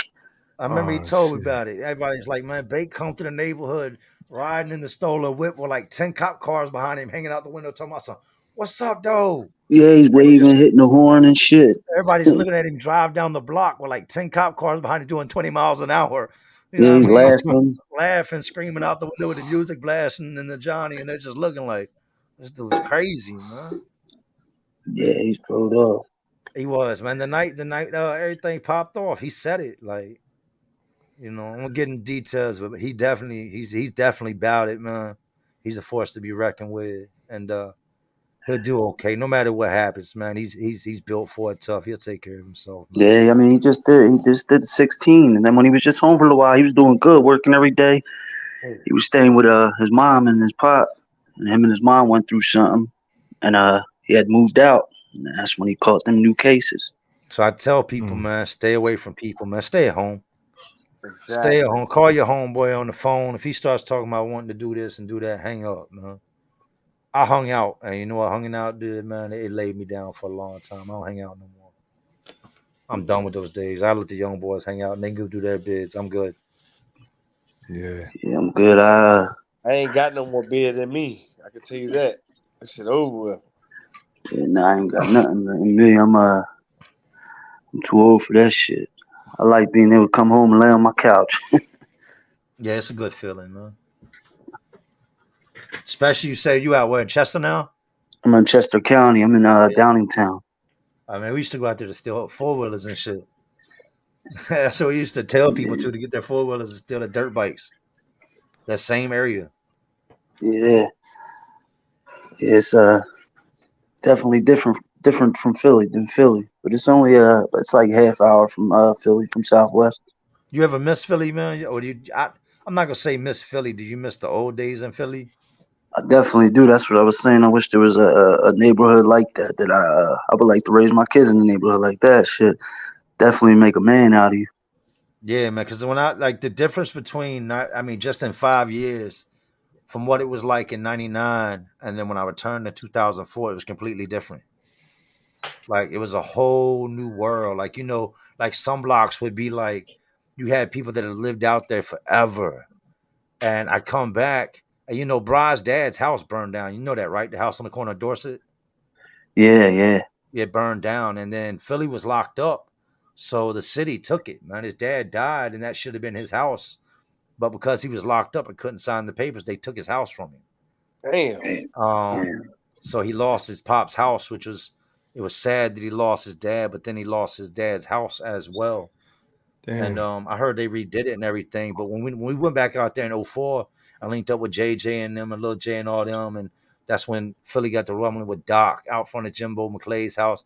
It was a different atmosphere, man. Like the oxys that hit, and everybody had kind of like everybody wasn't trying to get weed no more, nothing like that. Dudes was on some other stuff. So the whole feel was just real grimy. Even when it came to like, and rest in peace to Jimmy Paul, man. But even when it came to Jimmy Paul, he always had a little bit of griminess with him. I'm not gonna say a little bit. He was grimy. This is my dude, man. Like, but he was grimy. But when we came back in 2004, after 5 years had passed, like some dudes like Doc, EJ and them, they went on to get jobs and do good for themselves. And the dudes that weren't doing good were doing really bad. Like really, yeah, really bad. yeah, Like go in your pockets while you're sleeping bad, or try to take your shoes off your feet if you eat too many Zans type bad. You know what I mean? yeah. Them perks and shit. I mean, they took a toll on some people.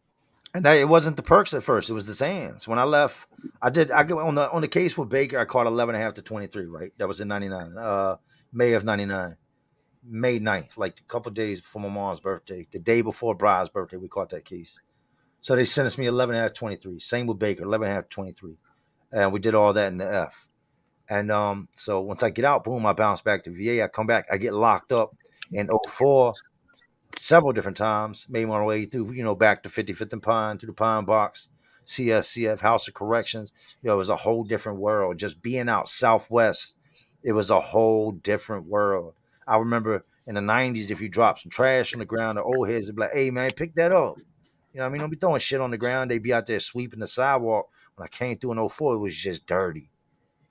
Yeah. It was a different type of dirty. The park went from like having blunt guts and stuff on the ground to having like empty, baggies of other stuff And and and, syringes and and shit. orange towel. Yep, I was gonna say it. And syringes, and it went from having the pretty chicks that we remembered out there pushing their kids around in the baby strollers to like tricks out there that straight smoker status out at Finnegan Park, man. We call them Woodland Warriors. Yeah, Woodland Warriors, man. But it changed fast, and I can't see no reason to ever want to go back, man.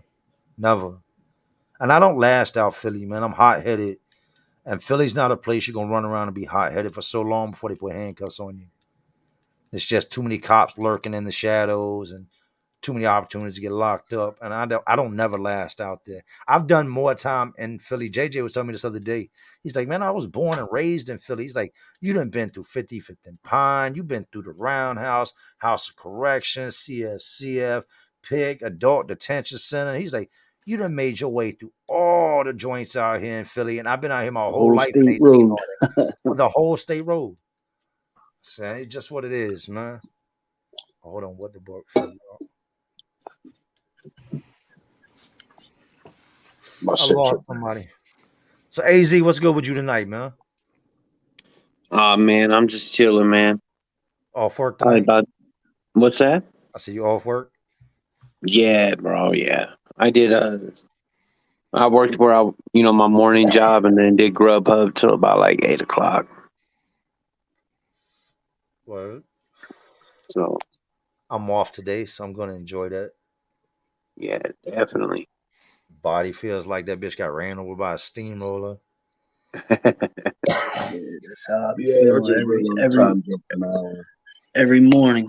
Feel like I can't even. My bones is hurting and everything. It gets hmm worse, man. The older you get, you don't heal as fast, man. You really feel it, like you're starting to get up in age when that first minute and a half in the morning of getting out of bed is kind of a struggle. Where you got to sit up on the side of the bed and just kind of post up there for a minute. Yep. Yeah, I be But hunched over and everything, trying to yeah, make it to the the next bathroom. step is like you got to stand up and stretch and crack your Oh hmm back. yeah. That's when you know it's catching up with you, Yep. or you start to feel pain and you ain't been injured. I ain't like, what the fuck is this I was hurting just telling so my bad, wife that man? the I other ain't do night. nothing Every to this bone in my shit. body hurts. Yeah, I ain't do nothing here. Why does this hurt? I'm only Florida. Oh yeah. But hey, AJ, I'm gonna head out, bro. All right, AZ, I Appreciate you appreciate you. having me on. Yeah, I'm gonna hit you up Hey, tomorrow so we can go over the topic. all right, sounds good, bro. All Salute right. to the panel, you guys. You guys all have a good one. Have a good night, Yeah, man. AZ, you Y'all too. don't Have a know good that's night, AZ bro. Ruction. Y'all make sure y'all go Salute. check AZ out, man. Good people. Yo, Jay, I got a random question. Yeah, How's yeah. Big Max doing? He's good, man. A good friend of mine, Robert, has him. Max is about 210. Max Damn. is a double XL blue bully. He is massive, and he could not stay with me no more because he took massive double XL bully shits in my house. Like I have two small dogs, and when I got Max, Max was 13 months. Max was well over 100 pounds. He was a big dog then. I've got some pictures on my Instagram. If you go check, you see Max's dad, and Max's dad looks like a horse. Like, I Yeah, I mean, just seen Zebby, that the other day. That dog yes. is massive. I mean, it's insane that it's a dog. And Zebby, for y'all that don't know, Zebby does the bullies, man. Zebby, you Yeah. got to go look on my Instagram at Max and then Max's dad. I mean, dude is standing up with Max's dad standing up, and the father. And this isn't exaggerations on the weight. The father was 220, 230, and these are double XL. So Yeah. it's a bully times a bully times a bully. So Oh you've yeah. got It's the crazy. wideness, but just like the overall hugeness of the dog. But Max is doing good, man. He's at a good place. I got a good friend, Robert.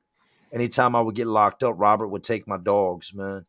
He would always make sure my dogs were taken care of because I was always big into the pit bulls. And I've been locked up and had 3-4 dogs at one time. And so all my dogs would, during my bids, would live out their lives to their last days, good lives, and Robert would bury them. He's got a spot out at his house where he got his house from his dad. It kind of run down, but it's his, man. And he's got a bunch of my dogs buried out there, and one of his dogs had just passed. So I took him Max, and well, Max loves it, man. He's like, that dog is intimidating. He's like, I'll be walking. You got to think this is the middle of the hood too, so you know it's a black dude. Black dudes ain't messing with no dogs like that, and that's not a stigma. That's not a that's just a stereotype. fact. That's a Like fact. I've walked Max and had dudes that were 6'5" jump on cars. I've had guys with. I've had the same thing happen. Guys with Yo, guns. I'm crossing the street if I seen you with Max. I'm not lying. Like I'm talking about dudes switching. that got the holster on their side with the 30 in it. Like, take off. You got a 30. And they see the dog and they're like, yo, I'm like, hey, he ain't doing nothing. Like, nah, he's a good dog. Nah, I'm not messing with him. Just a big dog, but he's well taken care of, man. He's fed, sleeps where he wants to, because you're not gonna tell him any different. He he weasels his way up in the bed slowly. Like slowly. He creeps. He'll put his paw up, then he'll put his other paw, then he'll like slowly army crawl. And the next thing you know, he'll stretch his legs out and you'll be pushed all the way to the edge of the bed. Yeah. Yeah. That's my pet. He take up more room in the bed than me and my wife do. Yeah. I stopped doing the pits, man. I get too attached to them. So we got little dogs now, man. And I don't even like the little dogs, but they're cool, man. I just couldn't when I had to get rid of Max, and my wife has an allergy to dogs. Like, she's allergic to them. So that's just like I gotta choose the dog or choose my wife. And I've had so many pits that I let down that I made sure Max had a good home. I know I could have a dog and keep him 15, 16 years. I don't let that life no more. But it was just time for me to leave that alone and pass on, man. Pick up a new image, you know. So now you might see me pull up at a red light with a little black poodle on the side in the passenger seat. Or a teacup Yorkie in my lap looking ugly. That dog is so ugly. He just be sitting there. Like my wife called her mom. My wife called her mom on screen time. I was like, look at the puppy. She was like, oh, he looks awful. What did you do to him? Oh, man. Like, she had cut his hair. She's like, he looks terrible. Oh my God. Like, she tried to buzz him with the beard trimmer, so he's got like splotches missing off of him. Like, dog looks like he's got mange. He's got a long ear with hair on it, and then a hair that looks like a rat ear. Like, I bring him downstairs, but it's embarrassing. I ain't gonna front. Them little dogs do be ugly. I ain't even gonna lie. And loud. Like, you know what? If them little dogs were big, they would kill the world. Yeah. A Chihuahua. If you made a 300-pound Chihuahua, hide the children, lock the doors. Them little dogs are the most mean. Pit bulls, for the most part, they're not making no noise, man. Unless you round them up or something, they'll make some noise. If somebody's in the yard, they'll make some noise. Them little dogs go off if a bird tweets outside. Yeah. You know what I mean? My little dogs have attacked pit bulls, and the pit bull be stepping on them like, and they're like, gang, it's serious, like trying to protect me. Psycho. Yeah, if you can make a 300-pound Chihuahua, you got something. Like, you could lock the game down. Right. Straight up. Little Ren and Stimpy looking ass dog would murder the world, man. Oh yeah. Well, look, guys, I'm gonna get out of here. It's late, man. It's been a pleasure. Damn, it is 3:00 in the morning. Yeah. Time jumped, man. Time jumped. It sure did. Tonight?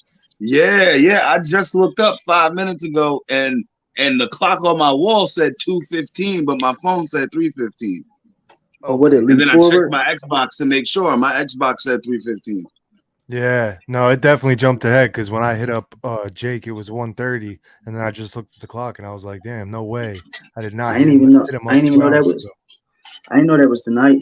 Yeah, me either. Well, it makes me feel better, man. I don't feel like all crazy just looking down and seeing 3:20 in the morning, man. Yeah. Shit. Now I'm tight. I didn't have work tonight. That would have been an hour less, and I still would have been paid. So what does that mean, man? Does that mean I'm all messed up tomorrow when I wake up? Did I get sleep? Did I lose sleep? Like, You Well, you lost. lost an hour, but if you Yeah. off anyway, it shouldn't really make a difference. oh, it's gonna make a difference because Monday's coming. It's gonna make a big Oh difference. yeah. Yeah. Monday's gonna make a difference. Get an extra hour tomorrow. I will look. Hey, tell Bake I said what's up, man. Tell him I said hold his head. I'm gonna keep him in my prayers, man. And I definitely will. yeah, hit me on Instagram if he needs anything, man. All right, I appreciate you having me on here, man. Always, man. I'm glad to have you on. You know what the buck. Salute, big All dog. right, y'all have a good Zebby. night. All Yeah, y'all have bro, a you good night, too. man. You too. Appreciate you. All right, Zebby. All right, bro. I'll see How you. you Thanks been? for You having me. good? Yeah, I'm good. It's been I see you taking off, man. I see you. yeah, I'm getting ready, bro. I'm getting ready. I'm gonna get this whole setup going Give you and some advice. go time. You need to post. You need Yeah. to post. Yeah, no, definitely. If you've got their attention and you're not putting your content out there as quick as it comes, it'll go. Yeah, for So sure. the fire has started. The only way it's going to keep burning is if you add to it, man. Yeah. I got that new setup, All right, so well, we're look. ready to go. Much love, bro. I appreciate it. Chat. Appreciate everybody. Hey, as always, man, thank you. Hey, to the chat, to all of y'all, thank y'all. I love y'all. We will catch y'all on the next one. Y'all know what it is, man. Salute. Salute, bro.